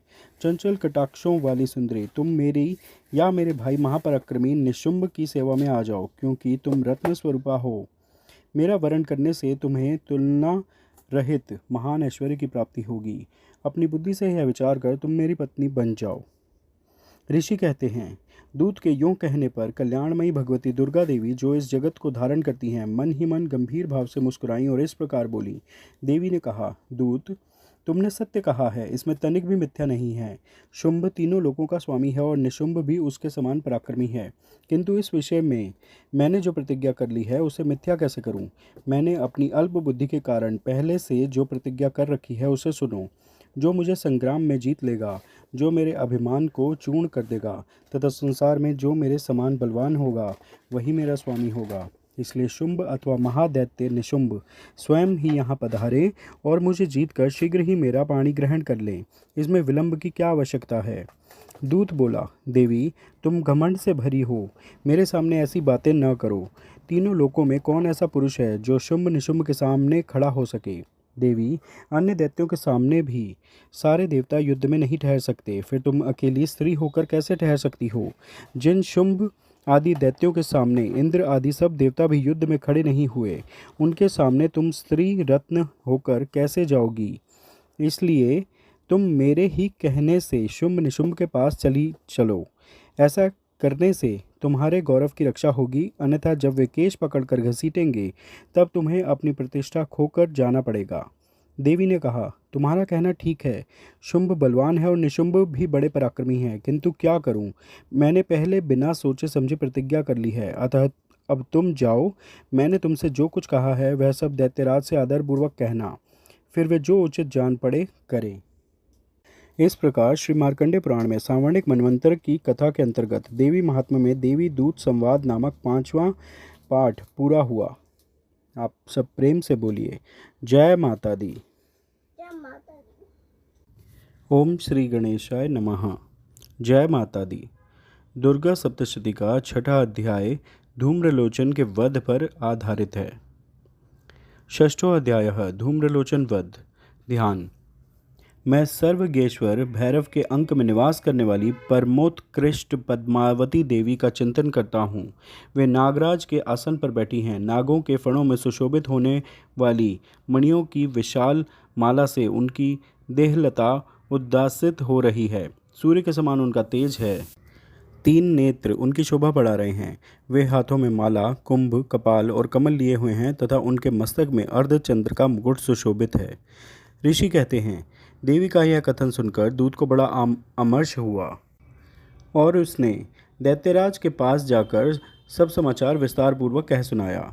दूत के उस वचन को सुनकर दैत्यराज कुपित हो उठा और दैत्य सेनापति धूम्रलोचन से बोला, धूम्रलोचन, तुम शीघ्र अपनी सेना साथ लेकर जाओ और उस दुष्टा के केश पकड़कर घसीटते हुए उसे बलपूर्वक यहाँ ले आओ। उसकी रक्षा करने के लिए यदि कोई दूसरा खड़ा हो तो वह देवता, यक्ष अथवा गंधर्व ही क्यों ना हो, उसे अवश्य मार डालना। ऋषि कहते हैं, शुंभ के इस प्रकार आज्ञा देने पर वह धूम्रलोचन दैत्य 60,000 असुरों की सेना को साथ लेकर वहां से तुरंत चल दिया। वहां पहुंचकर उसने हिमालय पर रहने वाली देवी को देखा और ललकार कर कहा, अरे तू शुंभ निशुंभ के पास चल। यदि इस समय प्रसन्नतापूर्वक मेरे स्वामी के समीप नहीं चलेगी तो मैं बलपूर्वक झोंटा पकड़कर घसीटते हुए तुझे ले चलूँगा। देवी बोली, तुम्हें दैत्यों के राजा ने भेजा है। तुम स्वयं भी बलवान हो और तुम्हारे साथ विशाल सेना भी है। ऐसी दशा में यदि मुझे बलपूर्वक ले चलोगे तो मैं तुम्हारा क्या कर सकती हूँ। ऋषि कहते हैं, देवी के यूँ कहने पर असुर धूम्रलोचन उनकी ओर दौड़ा। तब अंबिका ने हुम शब्द के उच्चारण मात्र से उसे भस्म कर दिया। फिर तो क्रोध में भरी हुई दैत्यों की विशाल सेना और अंबिका ने एक दूसरे पर तीखे सायकों, शक्तियों तथा फरसों की वर्षा आरंभ की। इतने में ही देवी का वाहन सिंह क्रोध में भरकर भयंकर गर्जना करके गर्दन के बालों को हिलाता हुआ असुरों की सेना में कूद पड़ा। उसने कुछ दैत्यों को पंजों की मार से, कितनों को अपने जबड़ों से और कितने ही महादैत्यों को पटक कर ओट की दाढ़ों से घायल करके मार डाला। उस सिंह ने अपने नखों से कितनों के पेट फाड़ डाले और थप्पड़ मार कर कितनों के सिर धड़ से अलग कर दिए। कितनों की भुजाएं और मस्तक काट डाले तथा अपनी गर्दन के बाल हिलाते हुए उसने दूसरे दैत्यों के पेट फाड़कर उनका रक्त चूस लिया। अत्यंत क्रोध में भरे हुए देवी के वाहन उस महाबली सिंह ने क्षण भर में ही असुरों की सारी सेना का संहार कर डाला। शुंभ ने जब सुना कि देवी ने धूम्रलोचन असुर को मार डाला तथा उसके सिंह ने सारी सेना का सफाया कर डाला, तब उस दैत्यराज को बड़ा क्रोध हुआ। उसका ओठ कांपने लगा। उसने चंड और मुंड नामक 2 महादैत्यों को आज्ञा दी, हे चंड और हे मुंड, तुम लोग बहुत बड़ी सेना लेकर वहां जाओ। उस देवी के झोंटे पकड़कर अथवा उसे बांधकर शीघ्र यहाँ ले आओ। यदि इस प्रकार इसको लाने में संदेह हो तो युद्ध में सब प्रकार के अस्त्र शस्त्रों तथा समस्त आसुरी सेना का प्रयोग करके उसकी हत्या कर डालना। उस दुष्टा की हत्या होने तथा सिंह के भी मारे जाने पर उस अंबिका को बांधकर साथ ले शीघ्र ही लौट आना। इस प्रकार श्री मार्कंडे पुराण में सावर्णिक मनवंतर की कथा के अंतर्गत देवी महात्म्य में धूम्रलोचन वध नामक 6ठा पाठ पूरा हुआ। आप सब प्रेम से बोलिए, जय माता दी। ओम श्री गणेशाय नमः। जय माता दी। दुर्गा सप्तशती का 7वां अध्याय चंड और मुंड के वध पर आधारित है। 7वां अध्याय चंड और मुंड का वध। ध्यान। मैं मातंगी देवी का ध्यान करता हूँ। वे रत्नमय सिंहासन पर बैठकर पढ़ते हुए तोते का मधुर शब्द सुन रही हैं। उनके शरीर का वर्ण श्याम है। वे अपना एक पैर कमल पर रखे हुए हैं और मस्तक पर अर्धचंद्र धारण करती हैं तथा कलहार पुष्पों की माला धारण किए वीणा बजाती हैं। उनके अंग में कसी हुई चोली शोभा पा रही है। वे लाल रंग की साड़ी पहने हाथ में शंख भय पात्र लिए हुए हैं। उनके वदन पर मधु का हल्का हल्का प्रभाव जान पड़ता है और ललाट में बेंदी शोभा दे रही है। ऋषि कहते हैं, तदंतर शुंभ की आज्ञा पाकर वे चंड मुंड आदि दैत्य चतुरंगिणी सेना के साथ अस्त्र शस्त्रों से सुसज्जित हो चल दिए। फिर गिरिराज हिमालय के सुवर्ण में ऊंचे शिखर पर पहुंचकर उन्होंने सिंह पर बैठी देवी को देखा। वे मंद मंद मुस्कुरा रही थीं। उन्हें देखकर दैत्य लोग तत्परता से पकड़ने का उद्योग करने लगे। किसी ने धनुष तान लिया, किसी ने तलवार संभाली और कुछ लोग देवी के पास आकर खड़े हो गए। तब अंबिका ने उन शत्रुओं के प्रति बड़ा क्रोध किया। उस समय क्रोध के कारण उनका मुख काला पड़ गया, लाट में भौहें टेढ़ी हो गईं और वहां से तुरंत विकराल मुखी काली प्रकट हुई, जो तलवार और पाश लिए हुए थीं। वे विचित्र खटांग धारण किए और चीते के चर्म की साड़ी पहने नरमुंडों की माला से विभूषित थी। उनके शरीर का मांस सूख गया था, केवल हड्डियों का ढांचा था जिससे वे अत्यंत भयंकर जान पड़ती थीं। उनका मुख बहुत विशाल था, जीभ लपलपाने के कारण वे और भी डरावनी प्रतीत होती थीं। उनकी आंखें भीतर को धसी हुई और कुछ लाल थीं। वे अपनी भयंकर गर्जना से संपूर्ण दिशाओं को गुंजा रही थीं। बड़े बड़े दैत्यों का वध करती हुई वे कालिका देवी बड़े वेग से दैत्यों की उस सेना पर टूट पड़ी और उन सबको भक्षण करने लगीं। वे पार्श्व रक्षकों, अंग कुशाधारी महावतों, योद्धाओं और घंटा सहित कितने ही हाथियों को एक ही हाथ से पकड़कर मुंह में डाल लेती थीं। इसी प्रकार घोड़े, रथ और सारथी के साथ रथी सैनिकों को मुंह में डालकर वे उन्हें बड़े भयानक रूप से चबा डालती थी। किसी के बाल पकड़ लेती, किसी का गला दबा देती, किसी को पैरों से कुचल डालती और किसी को छाती के धक्के से गिराकर मार डालती थी। वे असुरों के छोड़े हुए बड़े बड़े अस्त्र शस्त्र मुंह से पकड़ लेती और रोष में भरकर उनको दांतों से पीस डालती थी। काली ने बलवान एवं दुरात्मा दैत्यों की वह सारी सेना रौंद डाली, खा डाली और कितनों को मार भगाया। कोई तलवार के घाट उतारे गए, कोई खटांग से पीटे गए और कितने ही असुर दांतों के अग्रभाग से कुचले जाकर मृत्यु को प्राप्त हुए। इस प्रकार देवी ने असुरों की उस सारी सेना को क्षण भर में मार गिराया। यह देख चंड उन अत्यंत भयानक काली देवी की ओर दौड़ा तथा महादैत्य मुंड ने भी अत्यंत भयंकर बाणों की वर्षा से तथा हजारों बार चलाए हुए चक्रों से उन भयानक नेत्रों वाली देवी को आच्छादित कर दिया। वे अनेकों चक्र देवी के मुख में समाते हुए ऐसे जान पड़े मानो सूर्य के बहुतेरे मंडल बादलों के उदर में प्रवेश कर रहे हों। तब भयंकर गर्जना करने वाली काली ने अत्यंत रोष में भरकर विकट अट्टहास किया। उस समय उनके विकराल वदन के भीतर कठिनता से देखे जा सकने वाले दांतों की प्रभा से वे अत्यंत उज्ज्वल दिखाई देती थी। देवी ने बहुत बड़ी तलवार हाथ में ले हंग का उच्चारण करके चंड पर धावा किया और उसके केश पकड़कर उसी तलवार से उसका मस्तक काट डाला।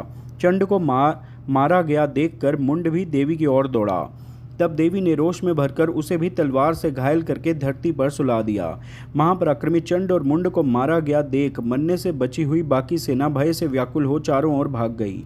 तदंतर काली ने चंड और मुंड का मस्तक हाथ में ले चंडिका के पास जाकर प्रचंड अट्टहास करते हुए कहा, देवी, मैंने चंड और मुंड नामक इन दो महापशुओं को तुम्हें भेंट किया है। अब युद्ध यज्ञ में तुम शुंभ और निशुंभ का स्वयं ही वध करना। ऋषि कहते हैं, वहां लाए हुए उन चंड मुंड नामक महादैत्यों को देखकर कल्याणमयी चंडी ने काली से मधुर वाणी में कहा, देवी, तुम चंड और मुंड को लेकर मेरे पास आई हो, इसलिए संसार में चामुंडा के नाम से तुम्हारी ख्याति होगी।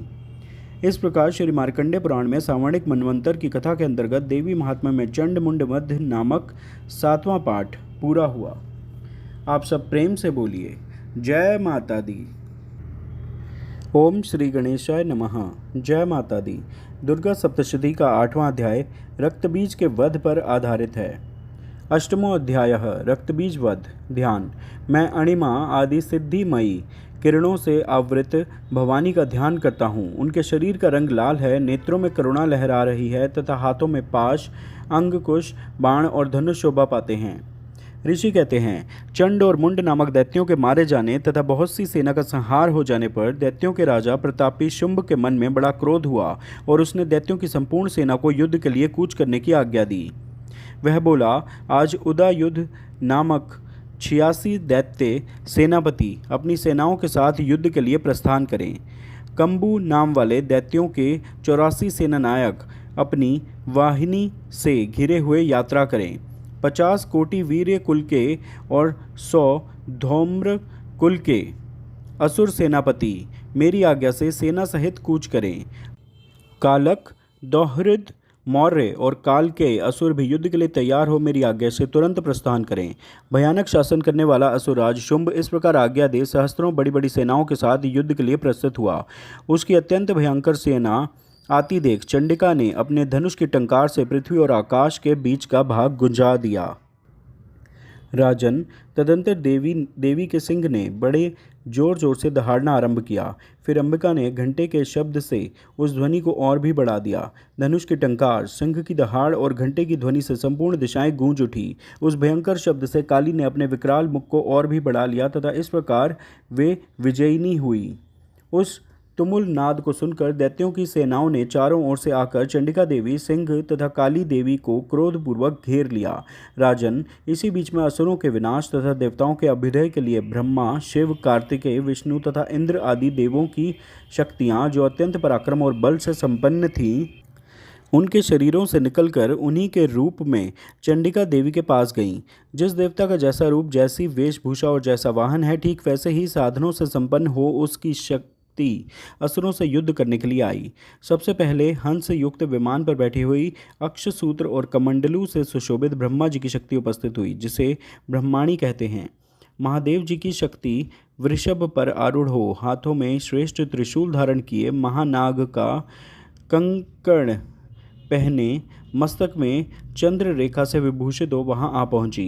कार्तिकेय जी की शक्ति रूपा जगदम्बिका उन्हीं का रूप धारण किए श्रेष्ठ मयूर पर आरूढ़ हो, हाथ में शक्ति लिए दैत्यों से युद्ध करने के लिए आईं। इसी प्रकार भगवान विष्णु की शक्ति गरुड़ पर विराजमान हो, शंख चक्र गदा शार्ंग धनुष तथा खड्ग हाथ में लिए वहां आई। अनुपम यज्ञ वाराह का रूप धारण करने वाले श्री हरि की जो शक्ति है, वह भी वाराह शरीर धारण करके वहां उपस्थित हुई। नरसिंही शक्ति भी नृसिंह के समान शरीर धारण करके वहां आई।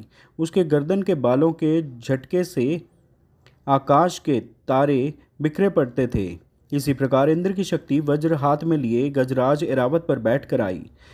उसके भी सहस्त्र नेत्र थे। इंद्र का जैसा रूप है, वैसा ही उसका भी था। तदंतर उन देव शक्तियों से घिरे हुए महादेव जी ने चंडिका से कहा, मेरी प्रसन्नता के लिए तुम शीघ्र ही इन असुरों का संहार करो। तब देवी के शरीर से अत्यंत भयानक और परम उग्र चंडिका शक्ति प्रकट हुई, जो सैकड़ों गीदड़ियों की भांति आवाज करने वाली थी।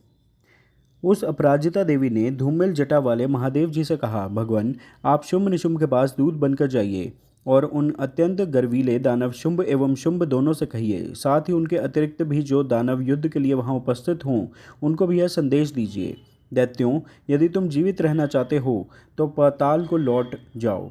इंद्र को त्रिलोकी का राज्य मिल जाए और देवता यज्ञ भाग का उपभोग करें। यदि बल के घमंड में आकर तुम युद्ध की अभिलाषा रखते हो तो आओ, मेरी शिवाएं योगनियाँ तुम्हारे कच्चे मांस से तृप्त हों। चूँकि उस देवी ने भगवान शिव को दूत के कार्य में नियुक्त किया था, इसलिए वह शिवदूती के नाम से संसार में विख्यात हुई।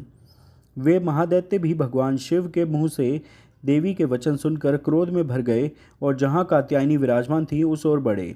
तदंतर वे दैत्य अमर्ष में भरकर पहले ही देवी के ऊपर बाण, शक्ति और रिष्टि आदि अस्त्रों की वृष्टि करने लगे।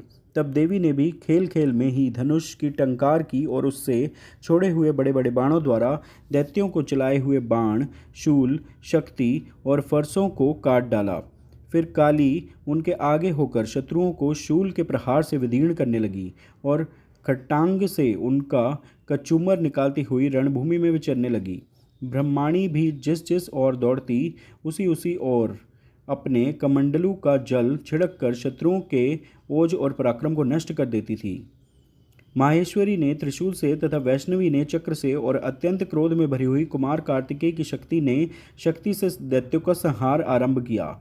इंद्र शक्ति के वज्र प्रहार से विदीर्ण हो सैकड़ों दैत्य दानव रक्त की धारा बहाते हुए पृथ्वी पर सो गए। वाराही शक्ति ने कितनों को अपनी थुथन की मार से नष्ट किया।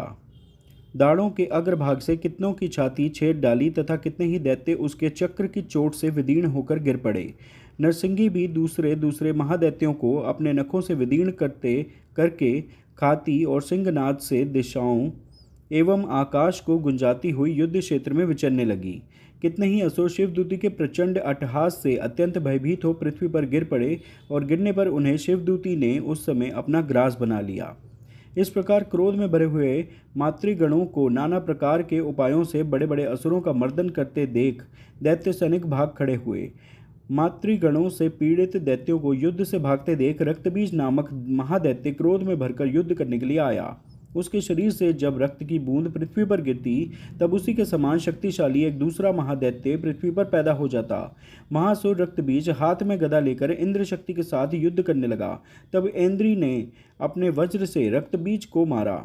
वज्र से घायल होने पर उसके शरीर से बहुत सा रक्त चूने लगा और उससे उसी के समान रूप तथा पराक्रम वाले योद्धा उत्पन्न होने लगे। उसके शरीर से रक्त की जितनी बूंदें गिरी उतने ही पुरुष उत्पन्न हो गए। वे सब रक्त बीज के समान ही वीर्यवान, बलवान और पराक्रमी थे। वे रक्त से उत्पन्न होने वाले पुरुष भी अत्यंत भयंकर अस्त्र शस्त्रों का प्रहार करते हुए वहां मातृगणों के साथ घोर युद्ध करने लगे। पुनः वज्र के प्रहार से जब उसका मस्तक घायल हुआ तब रक्त बहने लगा और उससे हजारों पुरुष उत्पन्न हो गए। वैष्णवी ने युद्ध में रक्तबीज पर चक्र का प्रहार किया तथा इंद्र ने उस दैत्य सेनापति को गदा से चोट पहुंचाई। वैष्णवी के चक्र से घायल होने पर उसके शरीर से जो रक्त बहा और उससे जो उसी के बराबर आकार वाले सहस्त्रों महादैत्य प्रकट हुए, उनके द्वारा संपूर्ण जगत व्याप्त हो गया। कुमारी ने शक्ति से, वाराही ने खड्ग से और माहेश्वरी ने त्रिशूल से महादैत्य रक्तबीज को घायल किया। क्रोध में भरे हुए उस महादैत्य रक्तबीज ने भी गदा से सभी मातृशक्तियों पर पृथक पृथक प्रहार किया। शक्तियों और शूल आदि से अनेक बार घायल होने पर जो उसके शरीर से रक्त की धारा पृथ्वी पर गिरी, उससे भी निश्चय ही सैकड़ों असुर उत्पन्न हुए। इस प्रकार उस महादैत्य के रक्त से प्रकट हुए असुरों द्वारा संपूर्ण जगत व्याप्त हो गया। इससे उन देवताओं को बड़ा भय हुआ। देवताओं को उदास देख चंडिका ने काली से शीघ्रतापूर्वक कहा, चामुंडे, तुम अपना मुख और भी फैलाओ तथा मेरे शस्त्रपात से गिरने वाले रक्त बिंदुओं और उनसे उत्पन्न होने वाले महादैत्यों को तुम अपने इस उतावले मुख से खा जाओ। इस प्रकार रक्त से उत्पन्न होने वाले महादैत्यों का भक्षण करती हुई तुम रण में विचरती रहो। ऐसा करने से उस दैत्य का सारा रक्त क्षीण हो जाने पर वह स्वयं भी नष्ट हो जाएगा। उन भयंकर दैत्यों को जब तुम खा जाओगी तब दूसरे नए दैत्य उत्पन्न नहीं हो सकेंगे। काली से यूं कहकर चंडिका देवी ने शूल से रक्तबीज को मारा और काली ने अपने मुख में उसका रक्त ले लिया। तब उसने वहां चंडिका पर गदा से प्रहार किया, किंतु उस गदापात ने देवी को तनिक भी वेदना नहीं पहुंचाई। रक्तबीज के घायल शरीर से बहुत सा रक्त गिरा, किंतु ज्यों ही वह गिरा त्यों ही चामुंडा ने उसे अपने मुख में ले लिया। रक्त गिरने से काली के मुख में जो महादैत्य उत्पन्न हुए उन्हें भी वह चट कर गई और उसने रक्तबीज का रक्त भी पी लिया। तदंतर देवी ने रक्तबीज को, जिसका रक्त चामुंडा ने पी लिया था, वज्र, बाण, खड्ग तथा रिष्टि आदि से मार डाला। राजन, इस प्रकार शस्त्रों के समुदाय से आहत एवं रक्तहीन हुआ महादैत्य रक्तबीज पृथ्वी पर गिर पड़ा। नरेश्वर, इससे देवताओं को अनुपम हर्ष की प्राप्ति हुई और मातृगण उन असुरों के रक्तपान के मद से उद्वत सा होकर नृत्य करने लगा। इस प्रकार श्री मार्कंडे पुराण में सावर्णिक मनवंतर की कथा के अंतर्गत देवी महात्म्य में रक्तबीज वध नामक 8वां पाठ पूरा हुआ। आप सब प्रेम से बोलिए जय माता दी। ओम श्री गणेशाय नमः। जय माता दी। दुर्गा सप्तशती का 9वां अध्याय निशुंभ वध पर आधारित है। 9वां अध्याय निशुंभ वध। ध्यान। मैं अर्धनारीश्वर के श्री विग्रह की निरंतर शरण लेता हूँ। उसका वर्ण बंदूक पुष्प और सुवर्ण के समान रक्त पीत मिश्रित है। वह अपनी भुजाओं में सुंदर अक्षमाला, पाश, अंगकुश और वरद मुद्रा धारण करता है। अर्धचंद्र उसका आभूषण है तथा वह 3 नेत्रों से सुशोभित है। राजा ने कहा, भगवान, आपने रक्तबीज के वध से संबंध रखने वाला देवी चरित्र का यह अद्भुत महात्म्य मुझे बतलाया। अब रक्तबीज के मारे जाने पर अत्यंत क्रोध में भरे हुए शुंभ और निशुंभ ने जो कर्म किया उसे मैं सुनना चाहता हूँ। ऋषि कहते हैं, राजन, युद्ध में रक्तबीज तथा अन्य दैत्यों के मारे जाने पर शुंभ और निशुंभ के क्रोध की सीमा न रही। अपनी विशाल सेना इस प्रकार मारी जाती देख निशुंभ अमर्ष में भरकर देवी की ओर दौड़ा। उसके साथ असुरों की प्रधान सेना थी। उसके आगे पीछे तथा पार्श्व भाग में बड़े बड़े असुर थे जो क्रोध से ओठ चबाते हुए देवी को मार डालने के लिए आए। महापराक्रमी शुंभ भी अपनी सेना के साथ मातृगणों से युद्ध करके क्रोधवश चंडिका को मारने के लिए आ पहुंचा। तब देवी के साथ शुंभ और निशुंभ का घोर संग्राम छिड़ गया। वे दोनों दैत्य मेघों की भांति बाणों की भयंकर वृष्टि कर रहे थे। उन दोनों के चलाए हुए बाणों को चंडिका ने अपने बाणों के समूह से तुरंत काट डाला और शस्त्र समूहों की वर्षा करके उन दोनों दैत्यपतियों के अंगों में भी चोट पहुंचाई। निशुंभ ने तीखी तलवार और चमकती हुई ढाल लेकर देवी के श्रेष्ठ वाहन सिंह के मस्तक पर प्रहार किया। अपने वाहन को चोट पहुंचाने पर देवी ने क्षुरप्र नामक बाण से निशुंभ की श्रेष्ठ तलवार तुरंत ही काट डाली और उसकी ढाल को भी, जिससे 8 चांद जड़े थे, खंड खंड कर दिया। ढाल और तलवार के कट जाने पर उस असुर ने शक्ति चलाई, किंतु सामने आने पर देवी ने चक्र से उसके भी 2 टुकड़े कर दिए। अब तो निशुंभ क्रोध से जल उठा और उस दानव ने देवी को मारने के लिए शूल उठाया, किंतु देवी ने समीप आने पर उसे भी मुक्के से मारकर चूर्ण कर दिया। तब उसने गदा घुमाकर चंडी के ऊपर चलाई, परंतु वह भी देवी के त्रिशूल से कटकर भस्म हो गई। तदनंतर दैत्यराज निशुंभ को फरसा हाथ में लेकर आते देख देवी ने बाण समूहों से घायल कर धरती पर सुला दिया। उस भयंकर पराक्रमी भाई निशुंभ के धराशायी हो जाने पर शुंभ को बड़ा क्रोध आया और अंबिका का वध करने के लिए वह आगे बढ़ा। रथ पर बैठे बैठे ही उत्तम आयुधों से सुशोभित अपनी बड़ी बड़ी 8 अनुपम भुजाओं से समूचे आकाश को ढककर वह अद्भुत शोभा पाने लगा। उसे आते देख देवी ने शंख बजाया और धनुष की प्रत्यंचा भी अत्यंत दुस्सह शब्द किया। साथ ही अपने घंटे के शब्द से, जो समस्त दैत्य सैनिकों का तेज नष्ट करने वाला था, संपूर्ण दिशाओं को व्याप्त कर दिया। तदंतर सिंह ने भी अपनी दहाड़ से, जिससे सुनकर बड़े बड़े गजराजों का महान मद दूर हो जाता था, आकाश, पृथ्वी और 10 दिशाओं को गुंजा दिया।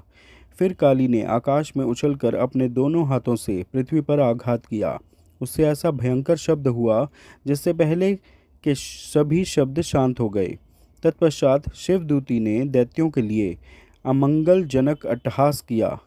इन शब्दों को सुनकर समस्त असुर थर्रा उठे, किंतु शुंभ को बड़ा क्रोध हुआ।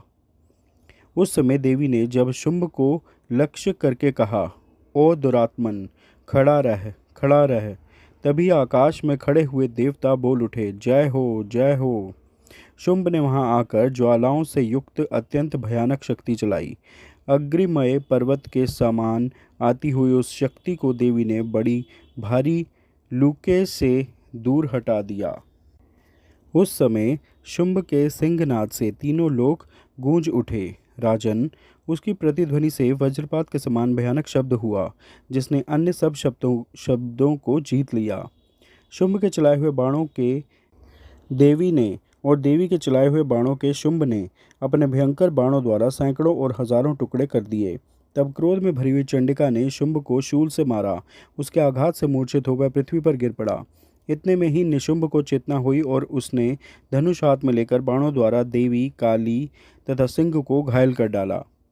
फिर उस दैत्यराज ने 10,000 बाहें बनाकर चक्रों के प्रहार से चंडिका को आच्छादित कर दिया।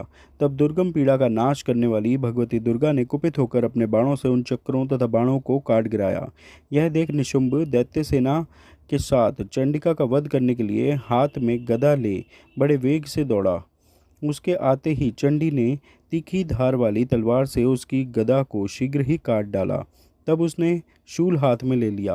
देवताओं को पीड़ा देने वाले निशुंभ को शूल हाथ में लिए आते देख चंडिका ने वेग से चलाए हुए अपने शूल से उसकी छाती छेद डाली। शूल से विदीर्ण हो जाने पर उसकी छाती से एक दूसरा महाबली एवं महापराक्रमी पुरुष खड़ी रह कहता हुआ निकला।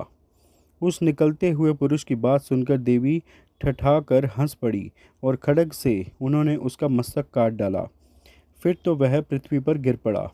तदंतर सिंह अपनी दाढ़ों से असुरों की गर्दन कुचलकर खाने लगा। यह बड़ा भयंकर दृश्य था। उधर काली तथा शिवदूती ने भी अन्यान्य दैत्यों का भक्षण आरंभ किया। कौमारी की शक्ति से विदीर्ण होकर कितने ही महादैत्य नष्ट हो गए। ब्रह्माणी के मंत्रपूत जल से निस्तेज होकर कितने ही भाग खड़े हुए। कितने ही दैत्य माहेश्वरी के त्रिशूल से छिन्न भिन्न हो धराशायी हो गए। वाराही के थुथुन के आघात से कितनों का पृथ्वी पर कचूमर निकल गया। वैष्णवी ने भी अपने चक्र से दानवों के टुकड़े टुकड़े कर डाले। इंद्री के हाथ से छूटे हुए वज्र से भी कितने ही प्राणों से हाथ धो बैठे।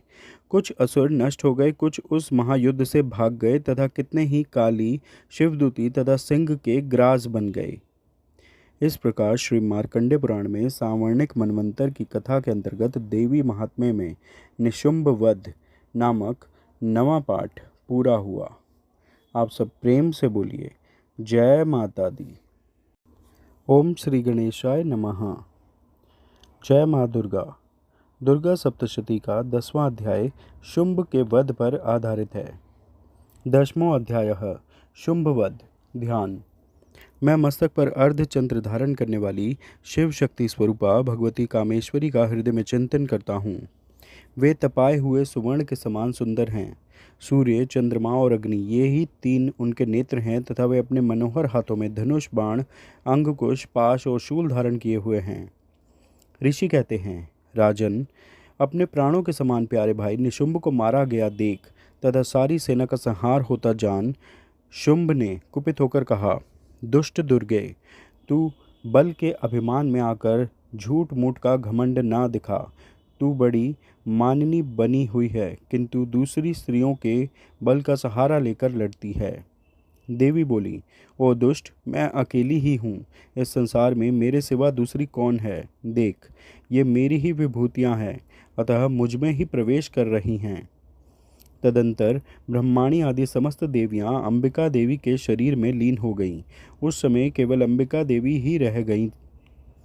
देवी बोली, मैं अपनी ऐश्वर्य शक्ति से अनेक रूपों में यहाँ उपस्थित हुई थी। उन सब रूपों को मैंने समेट लिया। अब अकेली ही युद्ध में खड़ी हूँ। तुम भी स्थिर हो जाओ। ऋषि कहते हैं, तदंतर देवी और शुंभ दोनों में सब देवताओं तथा दानवों के देखते देखते भयंकर युद्ध छिड़ गया। बाणों की वर्षा तथा तीखे शस्त्रों एवं दारुण अस्त्रों के प्रहार के कारण उन दोनों का युद्ध सब लोगों के लिए बड़ा भयानक प्रतीत हुआ। उस समय अंबिका देवी ने जो सैकड़ों दिव्य अस्त्र छोड़े, उन्हें दैत्यराज शुंभ ने उनके निवारक अस्त्रों द्वारा काट डाला। इसी प्रकार शुंभ ने भी जो दिव्य अस्त्र चलाए, उन्हें परमेश्वरी ने भयंकर हुंकार शब्द के उच्चारण आदि द्वारा खिलवाड़ में ही नष्ट कर डाला। तब उस असुर ने सैकड़ों बाणों से देवी को आच्छादित कर दिया। यह देख क्रोध में भरी हुई उन देवी ने भी बाण मारकर उसका धनुष काट डाला। धनुष कट जाने पर फिर दैत्यराज ने शक्ति हाथ में ली, किंतु देवी ने चक्र से उसके हाथ की शक्ति को भी काट गिराया। तत्पश्चात दैत्यों के स्वामी शुंभ ने 100 चांद वाली चमकती हुई ढाल और तलवार हाथ में ले उस समय देवी पर धावा किया। उसके आते ही चंडिका ने अपने धनुष से छोड़े हुए तीखे बाणों द्वारा उसकी सूर्य किरणों के समान उज्ज्वल ढाल और तलवार को तुरंत काट दिया। फिर उस दैत्य के घोड़े और सारथी मारे गए। धनुष तो पहले ही कट चुका था। अब उसने अंबिका को मारने के लिए उद्यत हो भयंकर मुदगर हाथ में लिया। उसे आते देख देवी ने अपने तीक्ष्ण बाणों से उसका मुदगर भी काट डाला। इस पर भी वह असुर मुक्का तान कर बड़े वेग से देवी की ओर झपटा। उस दैत्यराज ने देवी की छाती में मुक्का मारा। तब उन देवी ने भी उसकी छाती में एक चांटा जड़ दिया। देवी का थप्पड़ खाकर दैत्यराज शुंभ पृथ्वी पर गिर पड़ा, किंतु पुनः सहसा पूर्ववत उठकर खड़ा हो गया। फिर वह उछला और देवी को ऊपर ले जाकर आकाश में खड़ा हो गया। तब चंडिका आकाश में भी बिना किसी आधार के ही शुंभ के साथ युद्ध करने लगी। उस समय दैत्य और चंडिका आकाश में एक दूसरे से लड़ने लगे। उनका वह युद्ध पहले सिद्ध और मुनियों को विस्मय में डालने वाला हुआ। फिर अंबिका ने शुंभ के साथ बहुत देर तक युद्ध करने के पश्चात उसे उठाकर घुमाया और पृथ्वी पर पटक दिया। पटके जाने पर पृथ्वी पर आने के बाद वह दुष्ट आत्मा दैत्य पुनः चंडिका का वध करने के लिए उनकी ओर बड़े वेग से दौड़ा। तब समस्त दैत्यों के राजा शुंभ को अपनी ओर आते देख देवी ने त्रिशूल से उसकी छाती छेद कर उसे पृथ्वी पर गिरा दिया। देवी के शूल की धार से घायल होने पर उसके प्राण पखेरु उड़ गए और वह समुद्रों, द्वीपों तथा पर्वतों सहित समूची पृथ्वी को कंपाता हुआ भूमि पर गिर पड़ा। तदंतर उस दुरात्मा के मारे जाने पर संपूर्ण जगत प्रसन्न एवं पूर्ण स्वस्थ हो गया तथा आकाश स्वच्छ दिखाई देने लगा। पहले जो उत्पात सूचक मेघ और उल्कापात होते थे, वे सब शांत हो गए तथा उस दैत्य के मारे जाने पर नदियां भी ठीक मार्ग से बहने लगीं।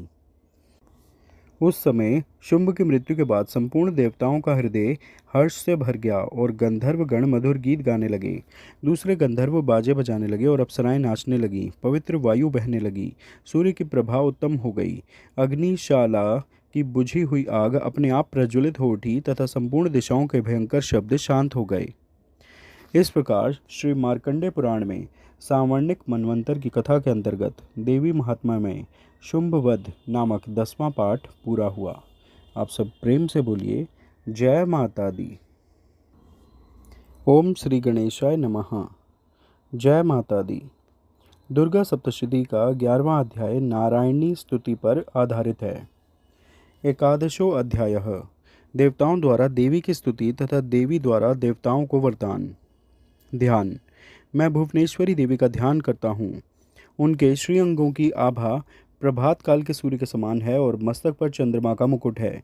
वे उभरे हुए स्तनों और 3 नेत्रों से युक्त हैं। उनके मुख पर मुस्कान की छटा छाई रहती है और हाथों में वरद, अंगकुश, पाश एवं अभय मुद्रा शोभा पाते हैं।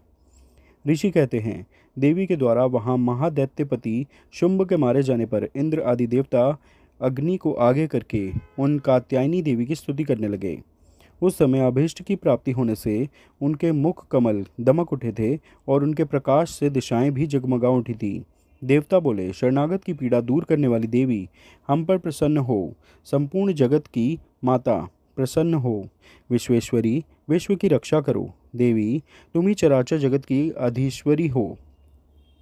तुम इस जगत का एकमात्र आधार हो, क्योंकि पृथ्वी रूप में तुम्हारी ही स्थिति है। देवी, तुम्हारा पराक्रम अलंघनीय है। तुम ही जल रूप में स्थित होकर संपूर्ण जगत को तृप्त करती हो। तुम अनंत बल संपन्न वैष्णवी शक्ति हो। इस विश्व की कारणभूता परा माया हो। देवी, तुमने समस्त जगत को मोहित कर रखा है। तुम ही प्रसन्न होने पर इस पृथ्वी पर मोक्ष की प्राप्ति कराती हो। देवी, संपूर्ण विद्याएं तुम्हारे ही भिन्न भिन्न स्वरूप हैं। जगत में जितनी स्त्रियां हैं वे सब तुम्हारी ही मूर्तियां हैं। जगदम्बा, एकमात्र तुमने ही इस विश्व को व्याप्त कर रखा है। तुम्हारी स्तुति क्या हो सकती है? तुम तो स्तवन करने योग्य पदार्थों से परे एवं परावाणी हो। जब तुम सर्वस्वरूपा देवी स्वर्ग तथा मोक्ष प्रदान करने वाली हो, तब इसी रूप में तुम्हारी स्तुति हो गई। तुम्हारी स्तुति के लिए इससे अच्छी उक्तियाँ और क्या हो सकती हैं? बुद्धि रूप से सब लोगों के हृदय में विराजमान रहने वाली तथा स्वर्ग एवं मोक्ष प्रदान करने वाली नारायणी देवी, तुम्हें नमस्कार है।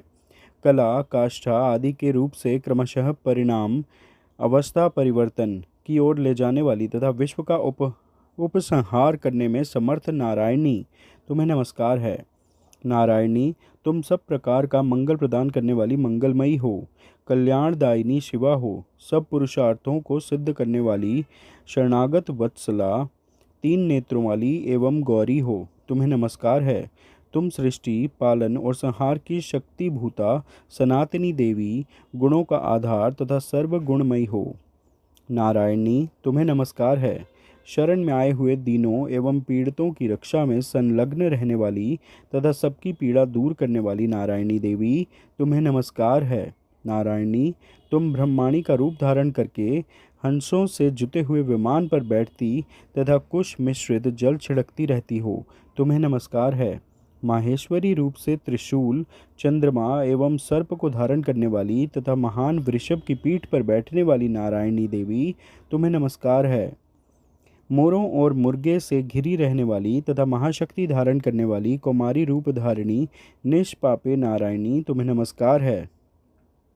शंख, चक्र, गदा और शार्ंग धनुष रूप उत्तम आयुधों को धारण करने वाली वैष्णवी शक्ति रूपा नारायणी, तुम प्रसन्न हो, तुम्हें नमस्कार है। हाथ में भयानक महाचक्र लिए और दाढ़ों पर धरती को उठाए वाराही रूप धारिणी कल्याणमयी नारायणी, तुम्हें नमस्कार है। भयंकर नृसिंह रूप से दैत्यों के वध के लिए उद्योग करने वाली तथा त्रिभुवन की रक्षा में संलग्न रहने वाली नारायणी, तुम्हें नमस्कार है। मस्तक पर किरीट और हाथ में महावज्र धारण करने वाली, सहस्र नेत्रों के कारण उद्दीप्त दिखाई देने वाली और वृत्तासुर के प्राणों का अपहरण करने वाली इंद्र शक्ति रूपा नारायणी देवी, तुम्हें नमस्कार है। शिवदूती रूप से दैत्यों की महती सेना का संहार करने वाली, भयंकर रूप धारण तथा विकट गर्जना करने वाली नारायणी, तुम्हें नमस्कार है। दाढ़ों के कारण विकराल मुख वाली, मुंडमाला से विभूषित मुंडमर्दिनी चामुंडा रूपा नारायणी, तुम्हें नमस्कार है। लक्ष्मी, लज्जा, महाविद्या, श्रद्धा, पुष्टि, स्वधा, ध्रुवा, महारात्रि तथा महाअविद्या रूपा नारायणी, तुम्हें नमस्कार है। मेधा, सरस्वती, वरा, श्रेष्ठा, भूति, ऐश्वर्य रूपा, बाभ्रवी, भूरे रंग की अथवा पार्वती, तामसी, महाकाली, नियता, संयम परायणा तथा ईशा, सबकी अधीश्वरी रूपिणी नारायणी तुम्हें नमस्कार है। सर्व स्वरूपा, सर्वेश्वरी तथा सब प्रकार की शक्तियों से संपन्न दिव्य रूपा दुर्गा देवी, सब भयों से हमारी रक्षा करो, तुम्हें नमस्कार है। कात्यायनी, यह 3 लोचनों से विभूषित तुम्हारा सौम्य मुख सब प्रकार के भयों से हमारी रक्षा करे, तुम्हें नमस्कार है।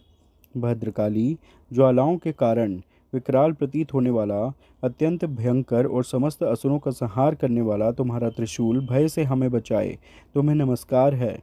देवी, जो अपनी ध्वनि से संपूर्ण जगत को व्याप्त करके दैत्यों के तेज नष्ट किए देता है, वह तुम्हारा घंटा हम लोगों की पापों से उसी प्रकार रक्षा करे जैसे माता अपने पुत्रों की बुरे कर्मों से रक्षा करती है।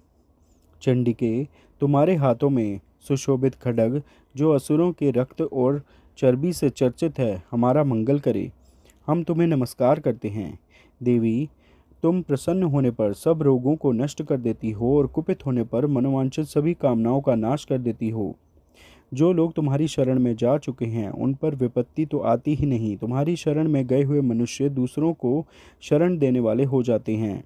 देवी अंबिके, तुम अपने स्वरूप को अनेक भागों में विभक्त करके नाना प्रकार के रूपों से जो इस समय इन धर्मद्रोही महादैत्यों का संहार किया है, वह सब दूसरी कौन कर सकती थी।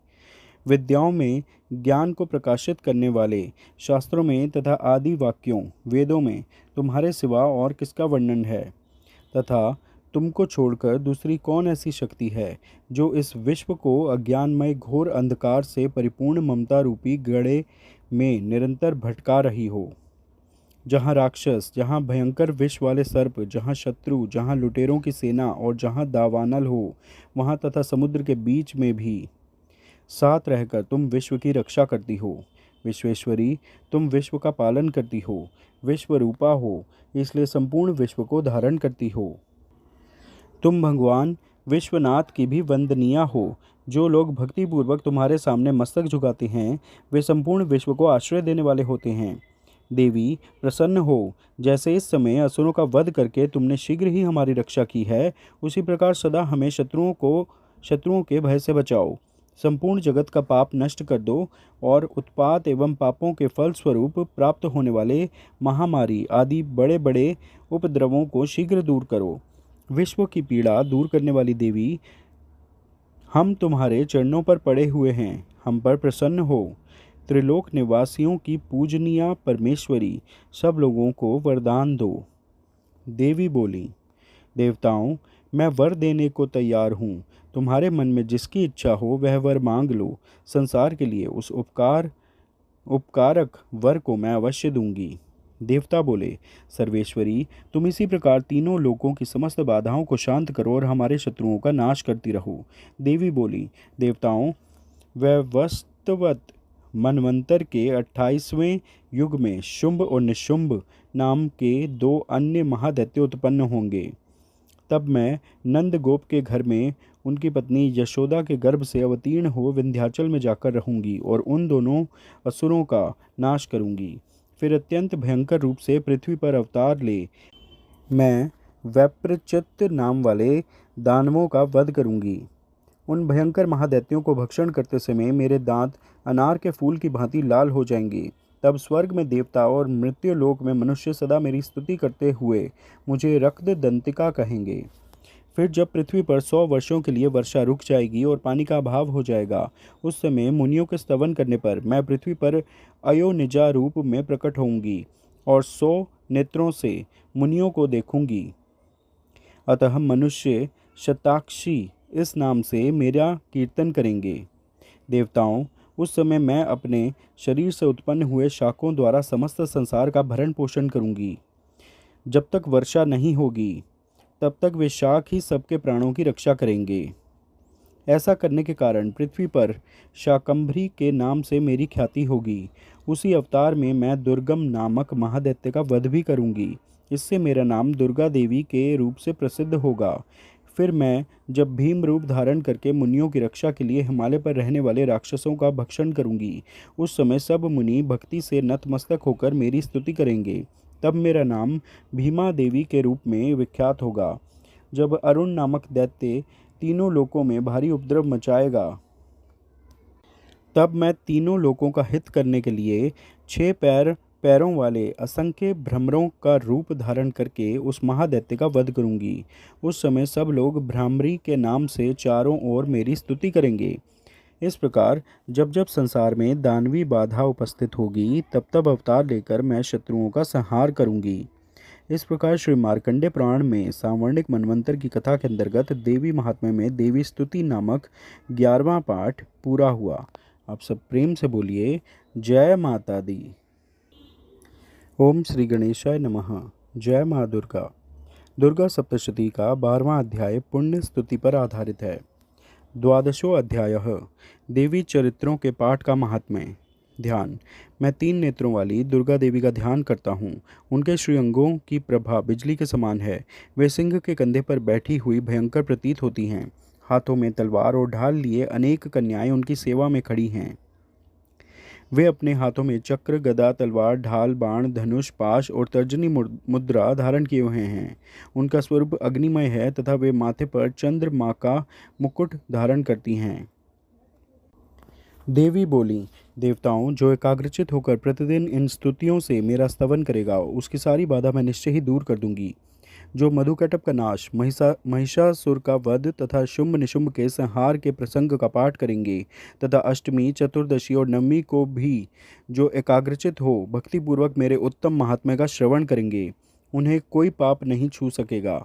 उन पर पाप जनित आपत्तियां भी नहीं आएंगी। उनके घर में कभी दरिद्रता नहीं होगी तथा उनको कभी प्रेमी जनों के विछोह का कष्ट भी नहीं भोगना पड़ेगा। इतना ही नहीं, उन्हें शत्रु से, लुटेरों से, राजा से, शस्त्र से, अग्नि से तथा जल की राशि से भी कभी भय नहीं होगा। इसलिए सबको एकाग्रचित होकर भक्तिपूर्वक मेरे इस महात्म्य को सदा पढ़ना और सुनना चाहिए। यह परम कल्याणकारक है। मेरा महात्म्य महामारी जनित समस्त उपद्रवों तथा आध्यात्मिक आदि तीनों प्रकार के उत्पातों को शांत करने वाला है। मेरे जिस मंदिर में प्रतिदिन विधि पूर्वक मेरे इस महात्म्य का पाठ किया जाता है, उस स्थान को मैं कभी नहीं छोड़ती। वहाँ सदा ही मेरा सन्निधान बना रहता है। बलिदान, पूजा, होम तथा महोत्सव के अवसरों पर मेरे इस चरित्र का पूरा पूरा पाठ और श्रवण करना चाहिए। ऐसा करने पर मनुष्य विधि को जानकर या बिना जाने भी मेरे लिए जो बलि, पूजा या होम आदि करेगा, उसे मैं बड़ी प्रसन्नता के साथ ग्रहण करूंगी। शरत काल में जो वार्षिक महापूजा की जाती है, उस अवसर पर जो मेरे इस महात्म्य को भी भक्तिपूर्वक सुनेगा, वह मनुष्य मेरे प्रसाद से सब बाधाओं से मुक्त तथा धन, धान्य एवं पुत्र से संपन्न होगा। इसमें तनिक भी संदेह नहीं है।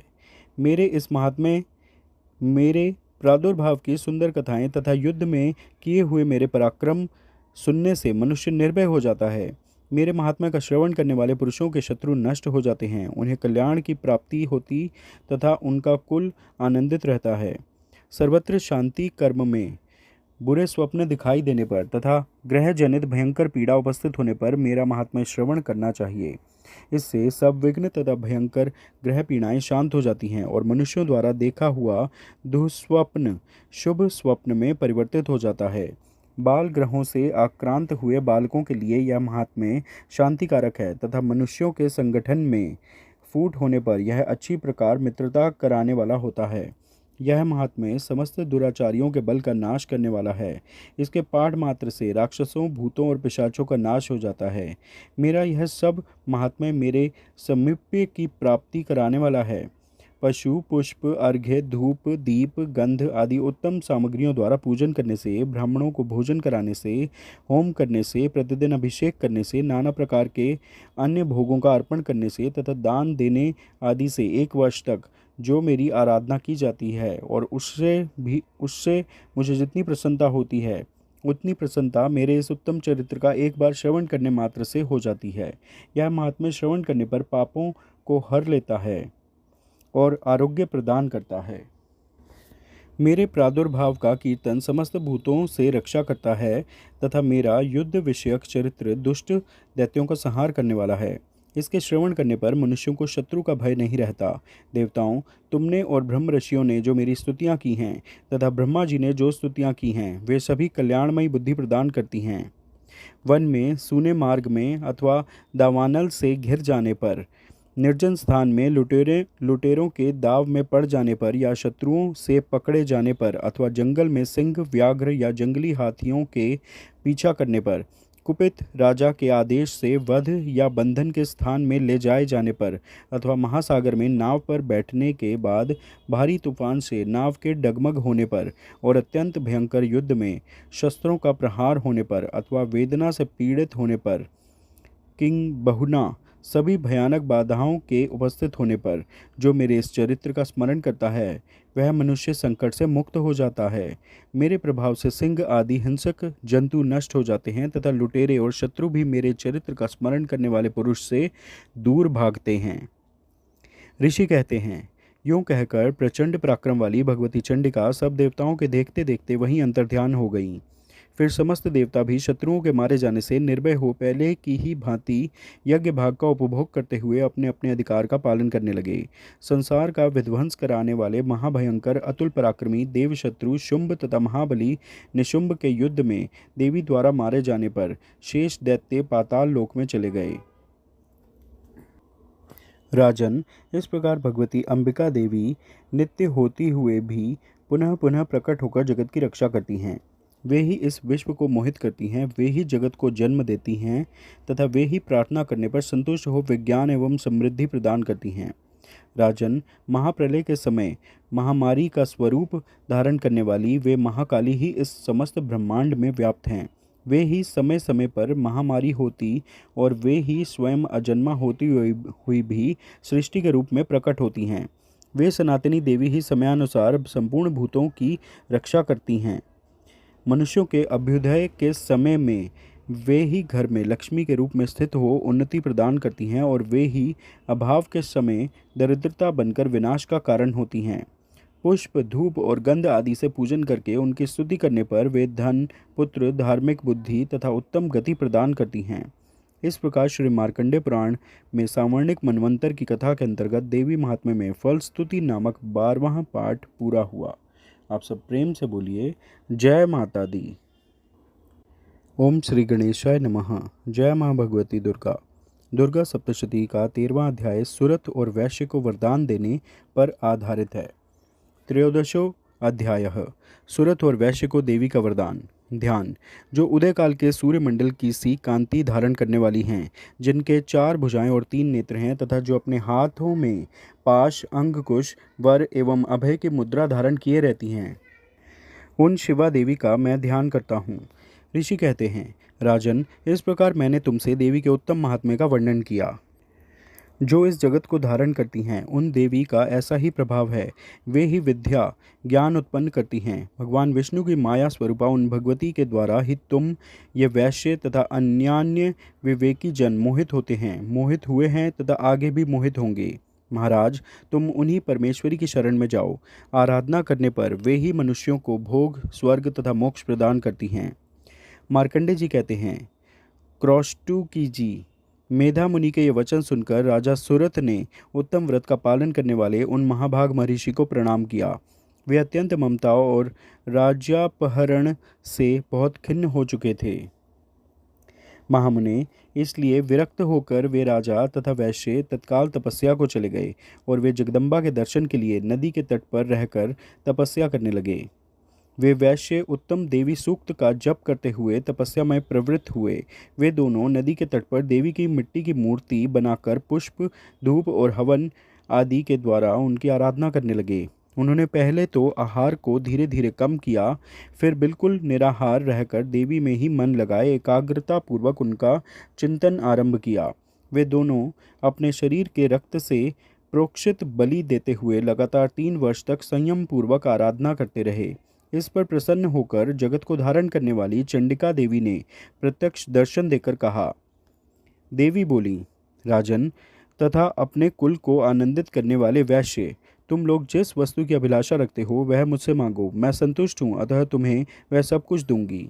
मार्कंडी जी कहते हैं, तब राजा ने दूसरे जन्म में नष्ट न होने वाला राज्य मांगा तथा इस जन्म में भी शत्रुओं की सेना को बलपूर्वक नष्ट करके पुनः अपना राज्य प्राप्त कर लेने का वरदान मांगा। वैश्य का चित्त संसार की ओर से खिन्न एवं विरक्त हो चुका था और वे बड़े बुद्धिमान थे, अतः उस समय उन्होंने तो ममता और अहंता रूप आसक्ति का नाश करने वाला ज्ञान मांगा। देवी बोली, राजन, तुम थोड़े ही दिनों में शत्रुओं को मारकर अपना राज्य प्राप्त कर लोगे। अब वहाँ तुम्हारा राज्य स्थिर रहेगा। फिर मृत्यु के पश्चात तुम भगवान विवस्वान सूर्य के अंश से जन्म लेकर इस पृथ्वी पर सावर्णिक मनु के नाम से विख्यात होगे। वैश्यवर्य, तुमने भी जिस वर को मुझसे प्राप्त करने की इच्छा की है उसे देती हूँ। तुम्हें मोक्ष के लिए ज्ञान प्राप्त होगा। मार्कंडे जी कहते हैं, इस प्रकार उन दोनों को मनोवांछित वरदान देकर तथा उनके द्वारा भक्तिपूर्वक अपनी स्तुति सुनकर देवी अंबिका तत्काल अंतर्ध्यान हो गईं। इस तरह देवी से वरदान पाकर क्षत्रियों में श्रेष्ठ सुरत सूर्य से जन्म ले सावर्णी नामक मनु होंगे। इस प्रकार श्री मार्कंडे पुराण में सावर्णिक मनवंतर की कथा के अंतर्गत देवी महात्म्य में सूरत और वैश्य को वरदान नामक 13वां पाठ पूरा हुआ। आप सब प्रेम से बोलिए, जय माता दी। श्री दुर्गा सप्तशती के 13 अध्याय पूर्ण हुए। कृपया इस वीडियो को लाइक व शेयर करें व चैनल सब्सक्राइब करें। धन्यवाद। जय माता दी, जय माता दी, जय माता दी।